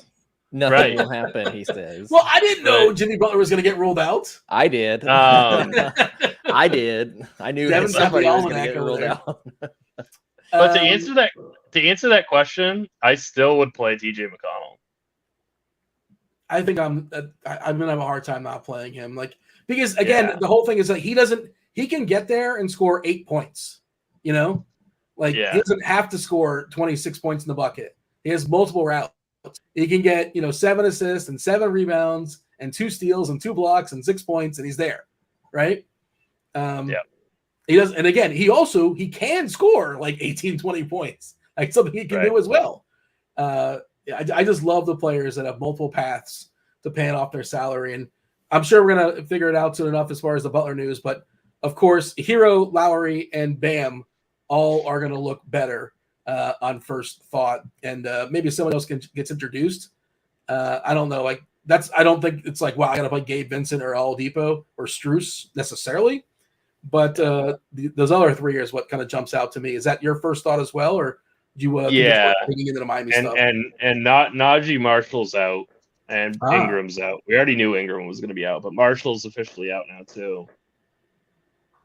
Devin, you want to pull the number for the people? Do we have time? I would love to. Yeah, we'll go ahead and knock that out. We got all the guesses, despite everybody trying to change their guess after I've taken them. We're still gonna respect. We're still gonna, we'll get this nailed down. All right, Dean, you want to give me another quick drum roll?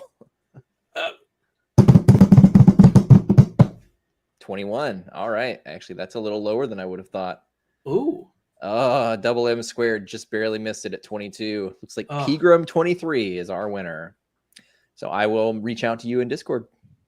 Pegram 23 did not put in 23? Who'd have thought, right? Pegram 23 won. They put in 17. Good enough. Yeah, obviously. Right? And 22 like busted. Keith is here, but the rest of the Crunch Time crew is not here yet. So if Keith wants to say hello, by all means, feel free to chime in. What's up, Keith? Not too much. Jimmy Butler, huh? So that doesn't change anything at all. Glad you guys just talked about the entire slate that just changed. Never changed, Miami. Never changed. I'm a Heat fan, but I really, they're testing me. Breaks is saying Oladipo is a must play. Like, I think Oladipo gets a bump. Obviously the lineup HQ stuff's going to change. Do you have anybody clear cut, like amongst the grouping and the Miami guys on DK, especially Keith? I'm sure you saw this. Like, Lowry is less than 5K, Hero's less than 7. Bam at 8-1. Is there the best Miami guy in your brain that's kind of jumping out with Jimmy being out? Yeah, I wanted to play some Jimmy actually because he was so cheap. 7,600. I thought he had, like, with everybody missing on Boston, I thought he had some pretty nice upside at that price. So I'm definitely interested in some Heat exposure now. Hero is the guy that kind of stands out, who could jump in there and get a bunch of usage. Really like the price for him. I don't mind the Oladipo call. Lowry's so cheap. He's never a fun guy to roster, but I mean, he could have some additional shots available. 4,800. He could get there for you. We're talking about a value play, not a guy that needs to absolutely smash. So I would say Hero would be my first look, but I don't mind Lowry and Oladipo. ESPN must be thrilled, by the way. This is the national TV game. I think it's ESPN, TNT, one of those two. And the chat saying, what about, doesn't this help Tatum? Yeah, I don't think it hurts Tatum. And it's interesting. Do you find it peculiar, Keith, that Tatum is just getting like 10? Oh, you know what? On the refresh, it's at 15%. We moved the needle, clearly. Yeah, I mean, I liked Tatum before. I still like him at 15%. This game, he's the guy. Like, he's the last man standing. Yeah, I think I'm going to be over 15% as well. Of course, salary cap reasons. You can't just spend up on everybody. How do you feel about Tatum? I know you're going to get going in a second with Roth and Cards. Are they here? No, they'll be in a second. Oh, here's Cards. Cards is here. Here's Roth. Yeah, okay. Devin put me on the screen, a minute ago here. I'm lucky I wasn't picking my nose or something. I did not embarrass myself. Whoops. I didn't know I was on the screen. I was busy doing something else. All right. Carry on. Always assume the mic is hot and the cam is live. Ralph will tell you that. I'm sure he's got a story or two. Big facts. Yeah, just the Tatum stuff. It's the price and the game environment. Like, Miami, despite these guys missing time all year long, still ranked like 6th in defensive rating. Paying over 11-1 for Tatum, I think I don't know. I just don't love the game environment. So I'm probably going to be closer to the field rather than making a point to get over him. I think the Jokic news pending is still very interesting too. So I don't want to load up too much on the beginning of the slate. Put a number on it, Keith. A percentage chance that Jokic plays tonight. I'm going to go 40%.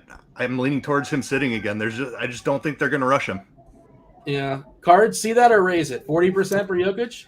I mean, if it's closest without going over, I'll say 41 so that I bust, I win the Price is Right over Keith there. But have you been watching? You've not been watching the whole show, but that's been the theme of the show. You don't know that. We've been talking about the Price is Right. Oh, interesting. Well, funny how things work. Yeah, I mean, this is a team that, before the other night, they had won 10 in a row, and they're, obviously very strong record and no reason to push anybody at this point. Like, if they were in the spot that Phoenix is in and, you kind of start to need wins, but they really aren't. And they have that luxury of, why rush him back for a late January game that's, in the grand scheme of the season doesn't really mean a whole lot to them. So, in my opinion, I kind of agree. I think I would lean towards the doubtful side of questionable. Yeah. One more. I'm enjoying this game. I'll turn it over here in a second, Roth. But now I'm curious because we talked about this earlier, myself and Tim. Put a number on it. Cards, you go first. Put a number on the percentage chance. Speaking of Phoenix, LaMelo Ball playing tonight. I mean, why? Why would they want to at this point? You know, there's only like 5 teams that are officially not in the playoff race because 80% of the league makes the playoffs now, and it's just, again, why would they at this point push him? And I believe they played last night, correct? Yes, he didn't. So, yes, the team did. No, but the team played last night. So really, in 24 hours, is it going to be that much different to where he's out there ready to go? I just don't see it. But I mean, that game's at 9:00, so a little bit of risk with that one. You don't have as much to pivot to, and I mean, it's one of the lower totals. I'm kind of just ignoring Charlotte for the most part tonight, to be honest. So the percentage chance number is 33.3. Oh, you went way higher than that whole. I thought 5 was coming after all. No, I mean, he's not. If it's 5, they're going to list him doubtful. I like 30. They listed Gordon Hayward doubtful for a month and then ruled him out every single game. This is true. I mean, Anthony Edwards has been questionable for 3 months now. So I don't know. It's just weird. But yes, I'm not banking on Ball playing 25%. If that makes you feel better. I put it at 5% earlier in the show. Okay. I think. Yeah, it's not happening. Keith, you have a thought by all means. Yeah, I'd be closer to you on that. I'm in like the 10% range. I'm pretty confident he sits again. All right, Roth, what's going on? Things good in your world? No, man, no. My kid got a megaphone. Like no! Someone, got him like a megaphone. So she's just screaming. I just like the Ben Affleck meme where he's just smoking a cigarette and he's just so stressed. That's like you. That's how I feel right now. But this is glory. This is just the best 40 minutes of my day. Very much so looking forward to the remainder of this show. You got to get the megaphone in the show when like breaking news happens. Like you bust out the megaphone. We'll incorporate it. That'd be good. I can annoy the hell out of everyone else. Maybe that will bring. Oh yeah, please don't. Yeah, Dean is going to be here. Sound in the world. Yeah. Tim, we got anything else for the boys? Or are we stepping aside? Let them do the old crunch time deal. No, I'm excited to hear what they say about Miami. So that'll be good. Yeah, I think we gave the lineup HQ people enough time. I'm sure they're working on it right now, figuring out the Miami projections. But yeah, our job is done. Chat, hit that like button, subscribe, turn on notifications. Cards and Keith, they got you covered all the way up the lock. Roth is steering the ship. Take it away, Roth. Appreciate it. Welcome to it. Good stuff as always, by the way. Welcome. It is crunch time. It is sponsored by Fanduel. And as per usual, joined by 2 of the sharpest minds in the biz. We got Justin Van Zuiden, aka STL Cards. I assume you're our cash guy today, but I don't know. Yeah, that'll be fine. Yeah, it's an interesting slate. Not really a difficult one to build lineups. Plenty of options. Interesting night for tournaments as well. Not like some of the grinded out slates that we've seen. I think the last time I was on was one of the more brutal slates we've had this year. So nice to have an entertaining one tonight with plenty of stuff to talk about. And sounds like you're dealing with a little bug there, Ross. So I hope you got a little cold or something going on. Yeah. I'm sick. My kid's screaming in a megaphone. I was gonna say that doesn't make the megaphone sound any better. And someone added me to like a spam list, my cell phone. So I'm getting like literally every 45 seconds, I'm getting a spam phone call. So my phone is entirely useless because I'm just constantly being dialed by spam. So I'm having a glorious, glorious day. But I'm excited to hear. I'm going to play tonight, and I'm playing heavy. I'm talking $5-6. I'm telling you, I am pouring in. I'm spending 1/10 of my bankroll tonight, baby. So I'm ready to roll. That'd be like 1% of my bankroll. Anyways, I'm playing big money. I don't know what I'm doing yet, but I need to win some tournaments. Ice, you're the man to help me do it. All right, let's do it. You're going to have to stick around for a little while because there's some news that we're waiting on. The Jokic stuff that we talked about, and then LaMelo as well. Both of those games are towards the back half of the slate. So Miami and Boston going to pop pretty well here early. Need to figure out what we're going to do with them. Okay, and I'm looking at a Luka price here. I suppose this is on FanDuel. Under 12K. I guess what on DK, I'm used to seeing him like close to 13. What is he at on DK? Yeah, he's over 12 for sure on DK. Definitely easier to play on FanDuel, but 12.6 on DK. Definitely still in play. Yeah, you know I'm jamming them in. Yeah. All right, Ice, you like this slate? You feel good about it? Yeah, it's another one of those that is just the perfect amount of games, like 7, 8 is perfect, not too much to break down. This late breaking news with Miami, I think, is a really interesting dynamic. With Butler getting ruled out so late, nobody's been thinking about Miami all day long. It's been Boston on the other side who ruled everybody out several hours ago. So curious to see where our ownership projections come in on Miami. I think I was perfectly fine kind of waiting until those later games, but I'm pretty interested in Miami now. They're cheap. Very good. All right, well, let's dive into it, guys. We've got 29 minutes until we hit the lock, and that means 29 minutes of the goods. Cards, if you don't mind starting us out. You can either general overview or you can just dive into a FanDuel cash build, whatever floats your boat, sir.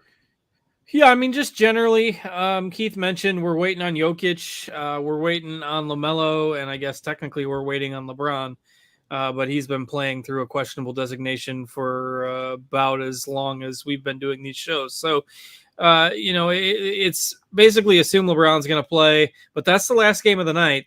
The Jokic, their game starts at 8 Eastern, and LaMelo, who we don't expect to play, is at 9. So the news that we are, or at least that we know we're waiting on, does not hit the first few games of the slate. So it makes things a little bit tricky, particularly in cash games where you don't want to get stuck on an island, right? If you're in the last game of the night, you got these high salary guys in there and then they get ruled out. What do you do? So in cash games, you almost have to treat it for the moment like the situations don't exist. Like Charlotte is not necessary in cash games. Jokic is not necessary in cash games. Sure, would we maybe like to pivot to some other guys if Jokic gets ruled out? Yes, but we can't. I mean, some of the best plays of the night are in the earlier games, and we can't. This is not a slate where we can forego those players to wait on news. I just don't think that that's worth the trade-off, with the best point per dollar plays generally being in the early games. What you could do is, like, once we get to DraftKings, if you got Luka in a utility spot or something, and Jokic ends up playing and you decide you want to play him in some GPPs, you can make that pivot later. But again, for cash games, I just don't think we can bank on it. There's enough options tonight. And we just kind of have to build with what we know at this point. So, okay, well, let's start building with what we know. Yeah. Point guard, there's going to be maybe 3 or 4 cash game options at most positions tonight. It's not a night where you have to get super cute in cash games. There's value out there with Boston. There's potentially value out there, as Keith hinted at, with Miami now. And you can get up to a higher dollar player too tonight. And with Luka, as you guys mentioned, under 12K on FanDuel and facing the Wizards with a 62-point fantasy projection and like a 50-point floor, I just think particularly on FanDuel, you play him in cash games tonight because there's other value. So you've got, again, Boston. If you're kind of just catching up on news, they've ruled out like most of their backcourt tonight. Marcus Smart is out. Jalen Brunson. He's not on the Celtics. See, Roth, you got me saying Jalen Brunson. Jalen Brown. Yeah. Marcus Smart, Jalen Brown, and Malcolm Brogdon are all out tonight for Boston. So you've got value in their backcourt. Pritchard projects really well at 4,100. Derek White projects well at 5,700. I think if you're choosing between the two, I'd just take the savings with Pritchard. But I think you can play them both as well. And then you got TJ McConnell, who actually feels a bit pricey at 6,600. But obviously we know Halliburton's out, and Nemhard's also been ruled out tonight with an illness. And McConnell played 39 minutes and had 55 in the last game. Certainly wouldn't expect him to post a triple-double again. But again, he's just really safe, even at 6,600 now. So you've got McConnell, Pritchard, White, Luka. I mean, those are probably taking up most of your guard, potentially all 4 of your guard spots on FanDuel. I think I'm playing Luka, I'm playing McConnell, and I'm playing one of the Celtics in terms of, the guys I think you have to roster out of that group. And then if you go to the forward spots, again, value to be had here. The Suns are still without about 16 guys. So Cameron Johnson's grading out really well in projections. Mathurin for Indiana. Again, we already mentioned McConnell, but those 2 guys are right around 5K. The Wizards are also, so the Wizards actually made a trade last night, so they're without Hachimura, who's been traded, and Porzingis is out. So Avdia grades out pretty well in projections. I don't think you have to play him. Like, none of these guys feel great. Like, Dwight Powell's projecting well also, but it's not like you're running out to roster Dwight Powell in his 25 minutes. I think Cam Johnson is the guy I feel the best about, but generally speaking, the forward spots are going to be the places where you want to find value tonight, or mid-range guys. Cam Johnson, Mathurin, Avdia, all those guys are around 5K. If you do have the salary to spend up on someone, for me, it's probably DeRozan. The Bulls are playing much better basketball right now. That game's got a 234 total. Indiana's been a fantasy-friendly matchup all year. DeRozan gives you a pretty safe floor, projects with a really high RG value there. The Bulls are on a back-to-back, but we haven't really seen any restrictions with DeRozan. So DeRozan, you probably have the salary to get to maybe one spendy forward. For me, it's DeRozan because I'm playing Luka. Like, some people might ask about Tatum with all the Boston guys out, but he's 11-2. I think you just play Luka in cash, and maybe you can play Tatum in tournaments. So if you get all these guys in there, you get the value guys at both forward positions. You get Pritchard, you get McConnell. You should have the salary remaining to get to a spendy center if you want. And I really haven't addressed the Heat yet. We'll see what their projections come out to once they get that updated in lineup HQ. But I think Adebayo is, a safe high-end spend. He's 8,700. I think that's a modest price tag. So he would be my spend at center. And then, of course, Biyombo on the cheap, I think is fine with 8 and out for the Suns. To me, I think those are the two choices, Adebayo and Biyombo. You can maybe make a case for Vucevic as well, but I think I like Adebayo a little bit more now. The other Heat that would be in play, potentially, we'll see where projections come out, but obviously Hero, but he's 7,400. If you want to go a little bit cheaper, you've got Oladipo and Lowry. Again, I'm not usually a Lowry guy, but really interested to see where our projections end up coming out on this, because Boston grades out well. And now you got these Miami guys in the mix, but we also have the lowest total on the board in this game. So do you really want to go super crazy on both sides? Still TBD for me on Miami, but I don't think you need a whole bunch of exposure to the Heat in cash games. Adebayo probably does make the cut for me right now, though. Okay, very good. Let's kick things over to tournaments here, and Ice, kind of just walk me through a build on FanDuel. All right.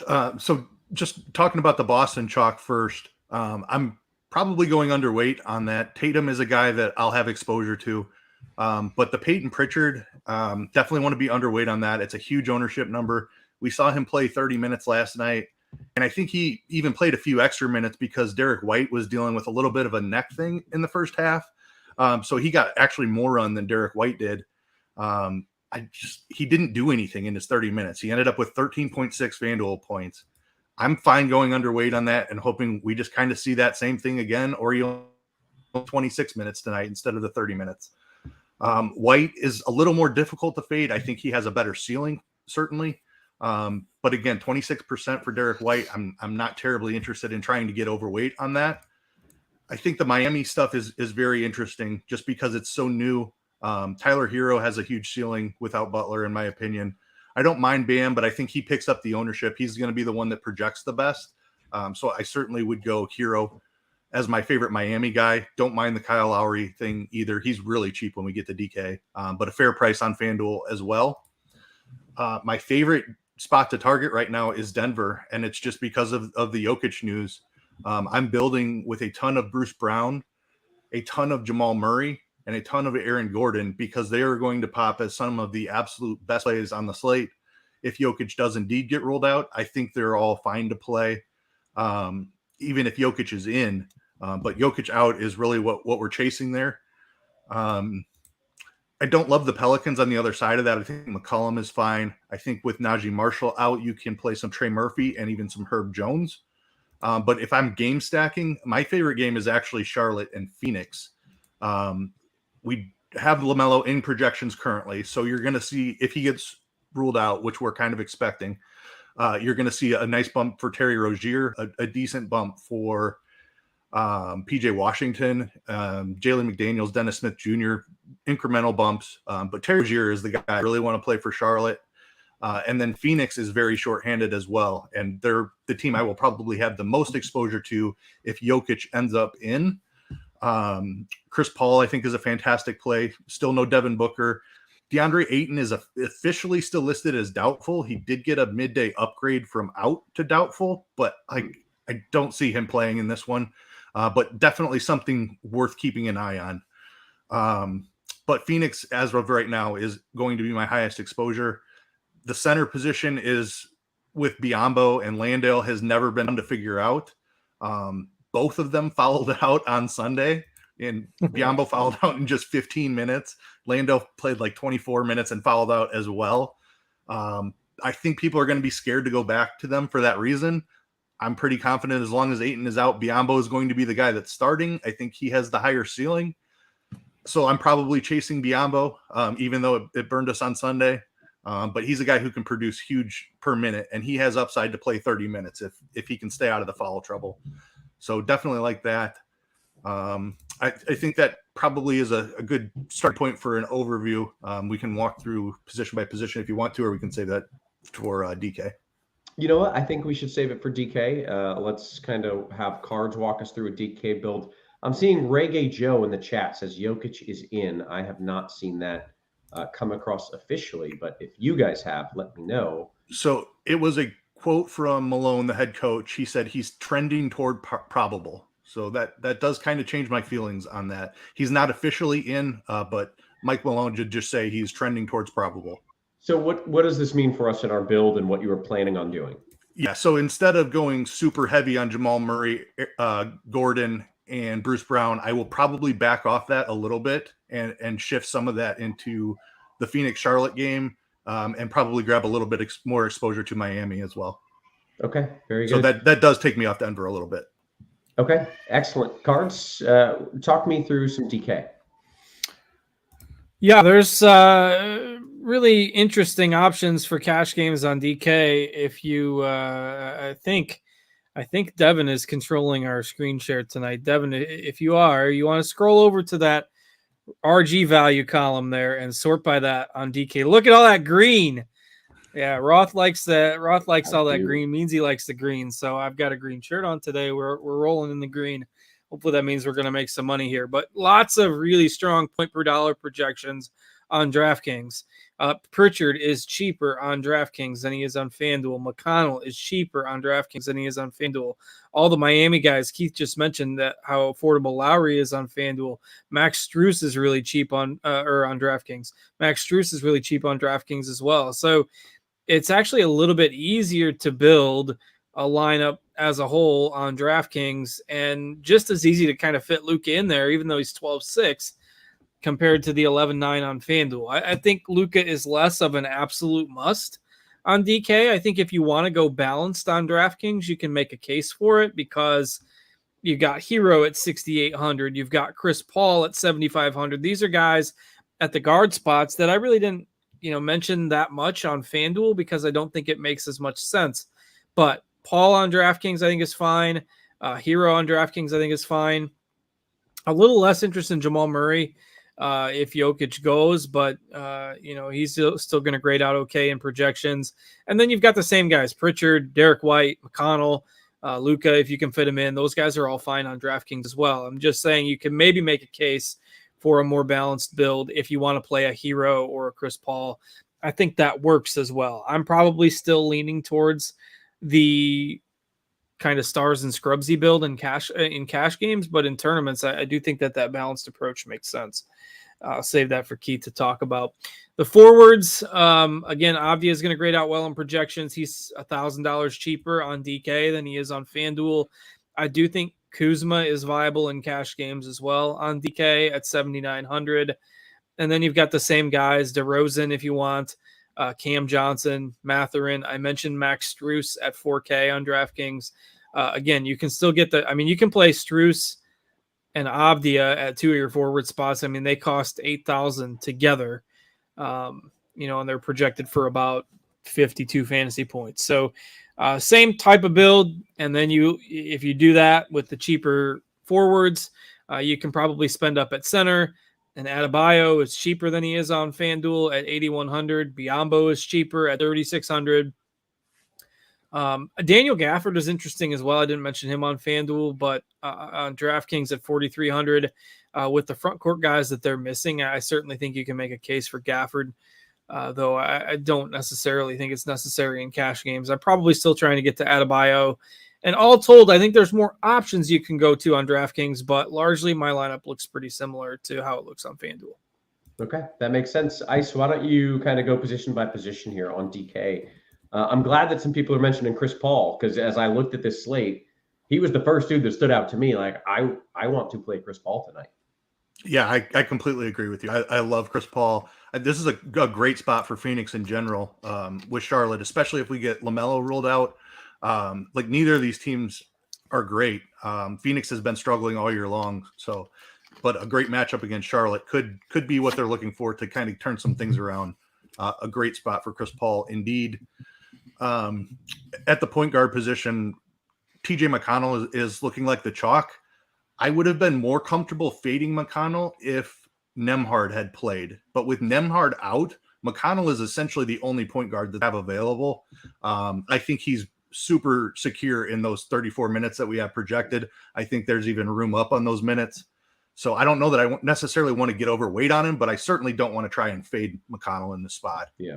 I'd be fine going like 60, 70% of my lineups with him. He has immense upside. As Cards mentioned, he had the triple double. Like, he doesn't just do it through points. He'll get some assists and some rebounds as well.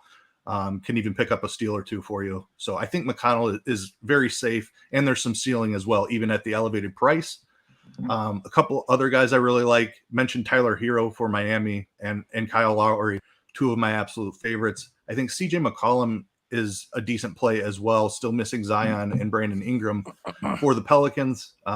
Not terribly worried about the matchup against Denver. Think he's an interesting pivot. A couple of shooting guards. Bradley Beal's price is really cheap. Tougher matchup against Dallas, but you talk about a run back for Luka. Bradley Beal makes a ton of sense at I'm so glad you 7,300. I was looking at that thinking, like, am I an idiot for playing Bradley Beal tonight? And I'm not. I'm not an idiot. No, definitely not. Ownership looks good at 15%. And this is a guy that we've paid upwards of 9K before. Porzingis is out. Like, there's plenty of shots to go around for Bradley Beal. Absolutely. Okay. I'm still playing a little Bruce Brown after looking into that a little bit more. With that Jokic, they also ruled out Bones Highland. So Bruce Brown could play a little backup point guard here, which just putting the ball in his hands a little bit more gives him some ceiling. He's totally fine, especially on DK here where he's only 5,200. Paul George is another guy, another star we've paid much more than that for in the past. 8,600, completely fine with some Paul George exposure and a really good matchup with the Lakers. Terry Rozier, a guy that I have a ton of exposure to, add even more if LaMelo sits, which we're kind of expecting. Terry Rozier, one of my absolute favorite plays on the slate. A couple of forwards here. Kuzma's ownership is up there, but again, with Porzingis out, I think there's plenty of room up for Kuzma as well. Don't mind him. Tatum, I don't love the game environment, and I don't love the price on him, but he could put up the highest score on the slate, so I'll grab a little bit of him. I'm fine with Avdia Chalk. He's so cheap. No Hachimura there.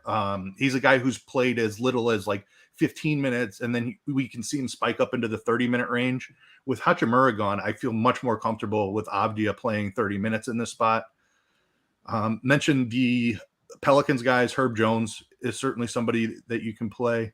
Don't mind Dyson Daniels. Like, with Najee Marshall out there, I think you can go a little bit deeper on this Pelicans team.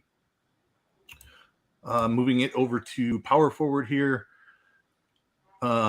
Julius Randle is somebody who's not picking up much ownership at 10K, has a very difficult matchup against Cleveland, but he's shown some ceiling this season. LeBron, tougher matchup against the Clippers, another guy that just has massive ceiling and just put up a score that you absolutely need. Mid-range guy I really like is Evan Mobley. Matchup against the Knicks, no Mitchell Robinson, which should hurt their interior defense a little bit. Evan Mobley at 6,900, I think, is a fantastic play. And then Jericho Sims for the Knicks. I think he's a great pivot away from, if you don't trust the Phoenix guys at 3,900, Jericho Sims is a great pivot off of them. And that leads us into center here. Gafford is great at 4,300. Again, minutes are just a little bit more secure now with no Hachimura.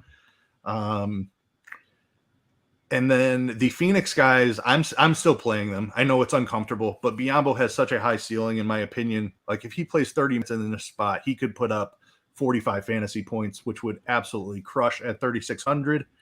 If not comfortable going there, I do think the Jericho Sims play, and even Mark Williams, he's not going to play 20 minutes. Like you're only getting 18 minutes out of him more than likely. But this is a guy who has put up a just massive fantasy points per minute number. He's in play. Like if Biyombo and Sims both fail, he can score 30 fantasy points in 18 minutes, which could be enough to pass over those other guys. Dwight Powell is projecting for a fair amount of minutes. I just don't love the ceiling there. I certainly think even a guy like Mark Williams has a higher ceiling than Dwight Powell. So I mentioned the matchup for Evan Mobley as well. Jared Allen, another low-owned guy that I really like, who could put up a nice ceiling tonight. Okay, I'm looking at these spend-ups. Is there anyone you're excited about? I mean, LeBron or anyone there? So Cards kind of touched on it a little bit, talking about a mid-range or more balanced build, and I'm completely on board with that. Like Luka's obviously great. LeBron, it has a tough matchup. Tatum, I know Miami doesn't have Butler, but they've still been a great defense all season long, even though like Butler's missed time, Adebayo's missed time, Lowry's missed time, and they're still in the top 10 of defensive rating, 6th, I believe, overall. So this is not a fantastic spot for Tatum. Yes, he has guys out, and he could absolutely smash, but there are plenty of paths to him failing as well. Jokic coming in with the questionable tag, like I'm totally fine starting my build in the 9K range. If I had to pick one spend up, I would say Luka is my favorite, but like he's showing the most ownership, and I'm probably not going to end up overweight on him. Yeah. Okay. Very good. I feel good about what we've accomplished, and honestly, I feel like all of my secret sneaky plays you like as well. So that never happens. So I feel pretty good about where I'm at tonight. Let's see. We've got about 7 minutes here until lock. Cards. Anything you want to add before we dive into some of these questions? No, I agree with Keith on Jericho Sims, though. He's the one guy I think has a pivot away from those chalky, cheap centers. He is one of my favorite GPP plays on the slate. Okay, very good. Let's dive into the QQs here. Of course, as per usual, I'm starting on the RG Discord. It's where the cool kids hang out. Make sure you're joining up there. We'll start with the NBA DFS FanDuel cash question. Cards, Biyombo and R. Williams, or Abdia and Mathurin? Take Abdia and Mathurin. Very good. Roto 2, a DK Cash, last piece. Chris Duarte or Sam Hauser? Yeah, I noticed Hauser when we were going through it earlier, too. He actually has a pretty decent projection tonight. Duarte is starting for what it's worth. Is he? Yeah. Yeah, so, and Hauser, was this a DraftKings question? This was DK Cash, yep. Yeah, because basically they're both around min salary. I don't have a strong take with Duarte starting. Maybe that gives him a slight edge. But I think both are still somewhat risky. Okay. FanDuel Cash, 3v3, right back at you. Cards. Bam, Abdia, McCollum, or Mobley, DeRozan, White? I like the second one a little better. Very good. DK Cash again, as are the next 4 questions. So just get ready, Cards. Cam Johnson, Jokic, or Lucas Strus? I like Jokic and GPPs, but there is a chance that maybe they shave a few minutes off of him tonight, just out of caution. I just don't think that Jokic is the cash game play tonight. So give me the other one. Oh yeah, I just realized I need to get Jokic in a build. Yeah, he's definitely fine in tournaments, but I just path of least resistance. If you're at that kind of salary tonight in cash games, you just get Luka. But Ice, if you have the money for Jokic or Tatum, who are you playing? Jokic. Yeah, for sure. What was I doing? It was the Q tag. It scared me away. I forgot that we feel. I mean, there is a chance he could still sit. This is coach speak. Sure, Malone could be leading us down a path here. But I think it's like we said 40% at the beginning of the show. I would definitely put that at like probably 75% he plays now. Okay, very good. Achilles, DK Cash, 3v3 again for your cards. White, Chris Paul, and LeBron, or Pritchard, Kuz, Luka. Yeah, I think you got to go Pritchard, Kuz, Luka, and Cash. Yep. DK Cash, 3v3 cards. Duarte, Strus, Bam, or Hero, Biombo, Cam. Give me the second one. Okay. Ice, congratulations. We have a tournament question. You are now officially brought into the QQ segment. Making here. cards work today. No joke, man. Usually it's 90% tournament questions. Jay Sam says, on FanDuel, any interest in Miles Turner? Yeah, I'm fine with that. Like the ownership number. Not afraid of the matchup against Jokic. He's good. Okay. Or FanDuel against Cash. Vucevic, rather. Right. Cards, FanDuel Cash. Cliff Paul or McCollum, straight up? Paul. Very good. Keelan Brown says, GPP on FanDuel Ice, Randall Mobley or Jared Allen? Kind of like mid-good range bigs. Yeah, I like all three of those. Is Randall in the same price range, though? No, I don't. Yeah, I mean, so price considered, I need to see what Mobley and Allen are compared to each other. Yeah, price considered, Mobley is the cheapest. That'd be the direction I go. Very nice. I'll call this a GPP question here. Caleb Martin or Maximum Strus? Don't love either, honestly. I'll go Strus. He just has a little bit more upside with his shooting ability. Less likely to hit a ceiling, but I think a little bit higher ceiling. Okay, very good. Hammer says, any love for DeLon Wright on DK? Says he's been playing good. But, clearly a tournament question, by the by. Yeah, definitely. Not somebody I had considered. 42. He's not even like minimum price. Yeah, I mean, I guess, but I don't love it. He's only been playing about low 20s minutes. He's not grading out well, but he has been playing well recently. I don't love it, though. I just don't think he's very good at basketball. Like, that's my issue with him. Like, he's in the NBA. He's good. But, like, I watch him like, dude, what are you doing out there? Anyways, FanDuel single entry, Kuz or Turner? Kuz? You can answer this. Sorry. Yeah, I'm going to go Kuz there. I think just without Porzingis, he has an immense ceiling. So, yep, I like that. Yep. Very good. Hijack G, DK GPP, Abdia or Jericho Sims? I like the Jericho Sims play. Abdia's grabbing more ownership. I think Sims has as much upside. Excellent. DK Cash, Abdia or Strus? Yeah, that's a tough call on DK. I think I'd go with Strus. I'm not a big Avdia guy. I mean, I think he's fine, but Strus I like a little bit better. Yeah. Important question, and it is not from my burner account. Do you guys like Jalen Brunson at 8K on DK? I do like him. I think like we've seen the ceiling from him. It's a really difficult matchup against Cleveland, one of the best defensive teams, but the ownership number is really nice. Not afraid of the price. He can get there. Okay, very nice. Where did I go? We got less than a minute left here. Crossover King says, Ice, I know you like Den. Is that Denny Abdia? Maybe. Would you get away from Gordon if Jokic plays? Oh, Den. I think that's just a Denver question. Yeah. Sorry. Yeah. Yeah, definitely downgrade to Gordon. I'm still fine with Murray and Bruce Brown, but Gordon is the one I've dropped considerably. Gotcha. Very good. DK GPP Ice. Larry Nance's GPP play over Sims and Abdia. He got 26 minutes last game. Yeah. I think 26 minutes is roughly a ceiling. You're not getting any more than that. I think Sims could play into the 30s, but yeah, Sims could also play 24 just like Nance. Sure. All right. Keelan Brown, by the way, we hit the lock.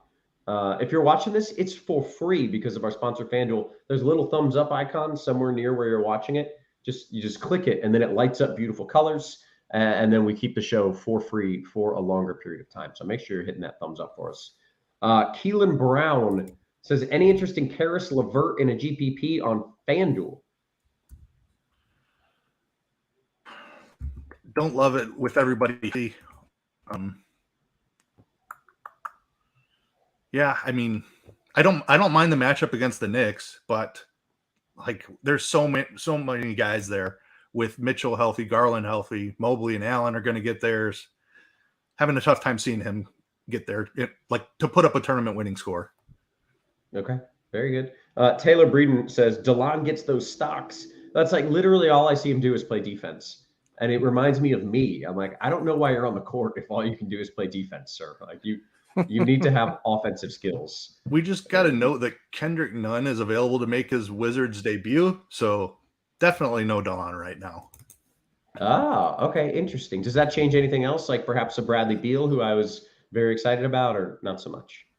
I don't think it's going to impact it. You know, he might play 20 minutes or something. He just got traded last night, so it's not like he's going to have. He hasn't even practiced with the team or anything yet. So I wouldn't go crazy overreacting. I mean, yeah, if you were on a fringe guy, you know, maybe on the Avdia versus another guy, if they go a little bit smaller, who knows?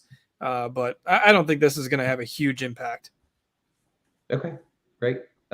Just a couple more questions, then we'll bounce, guys. DK Cash Cards, Paul Gafford. I feel like that's the answer. Or Biombo Bam. Oh, yeah, the first one is the answer. Yeah, okay. All right. Prodigy FanDuel single entry 3v3. Kuz, Hauser, Struce, or Turner, Pritchard, Abdia? I don't like the Boston guy on either side really there. I'd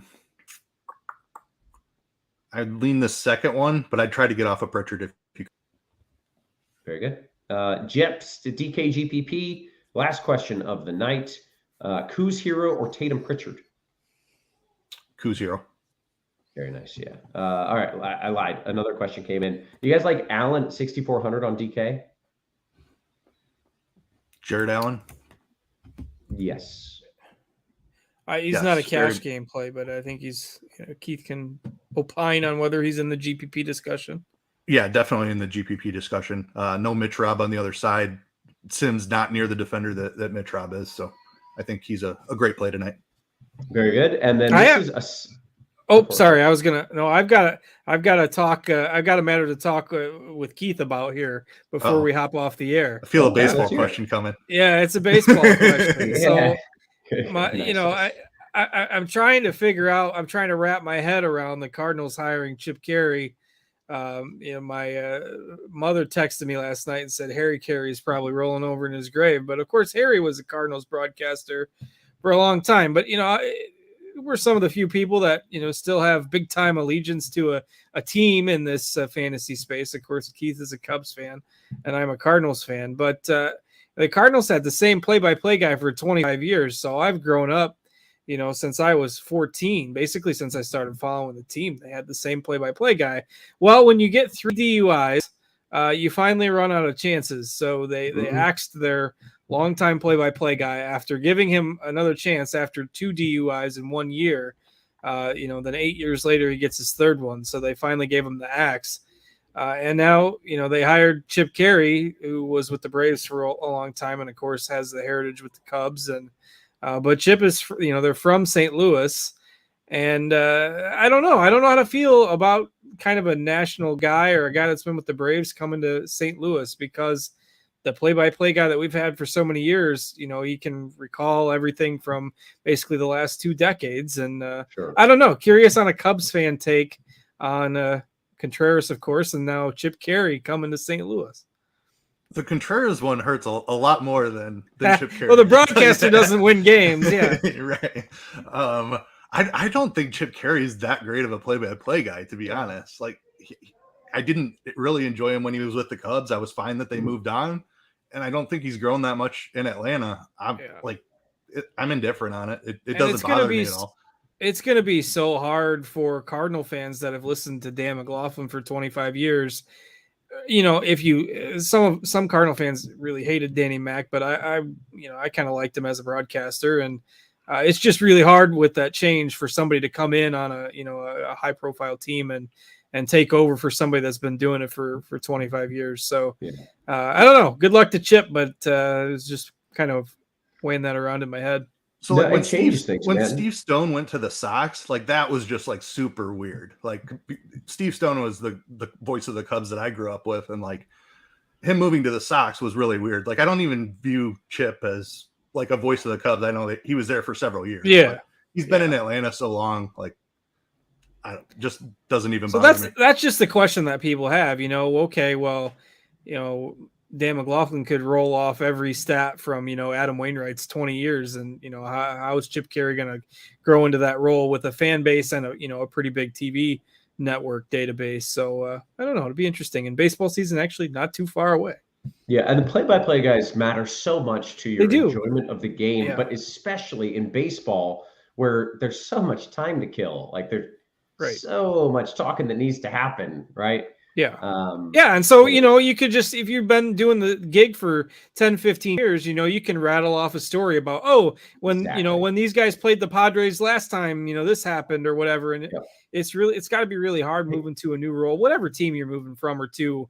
If you're replacing a guy that's been there for a long time, you got an uphill climb to prove yourself to the fan base. And Chip is professional. I mean, it's not like he's horrible, but I don't know. It'll take some years. Hey, real quick, we did get some news here, some sports, some NBA news that Abdia isn't starting. So that game hasn't locked, right? Yeah, that game's not till 8:30. I don't know if that means we're getting further news that he's like out, or they're just switching stuff up, or do we have an actual lineup? It's Kispert, okay. Yeah, it's Morris, Beal, Kispert, Kuzma, and Gafford. We've seen this before where Kispert starts, but Abdia still plays more minutes. Yeah, it makes me like him more in tournaments, to be honest, because I think it lowers his ownership.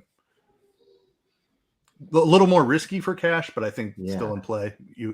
What do you like? think, If you're on that Avdia Strus hurdle on DraftKings now, I think you play Strus in cash games. Okay. That makes me feel better because like I have 100% Abdia, and that's just a little much for a guy who's not starting. So, yeah, he'll be fine. He's still going to play. I mean, unless we get news in 10 minutes that, he's throwing up in the locker room and that's why it's happening and he's not going to play. And, I presume from what we've seen so far that he's just going to come off the bench. I will say the availability of Nunn also complicates this even a little further. Like, I don't think Nunn plays a ton. He may not even see the floor at all, but just the fact that they made him available is interesting. Okay. As to how it pertains to Abdia. Yes. Yeah. Okay. Yeah, because I mean, Hachimura being gone was like what we felt good about the minutes increase for Abdia, but now he might be back in that like 24-minute range. Yeah. Yeah, I got you. All right. Well, made a couple pivots, left a little bit of him, but Jokic officially in. Very good. Very good. Okay. With that, we have done more than our typical duties. So for Cards for Ice, for our wonderful production team, Devin today, the rest of the crew as well, always working hard behind the scenes. Guys, we appreciate you. We love you. And we will catch you tomorrow. You have been crushed.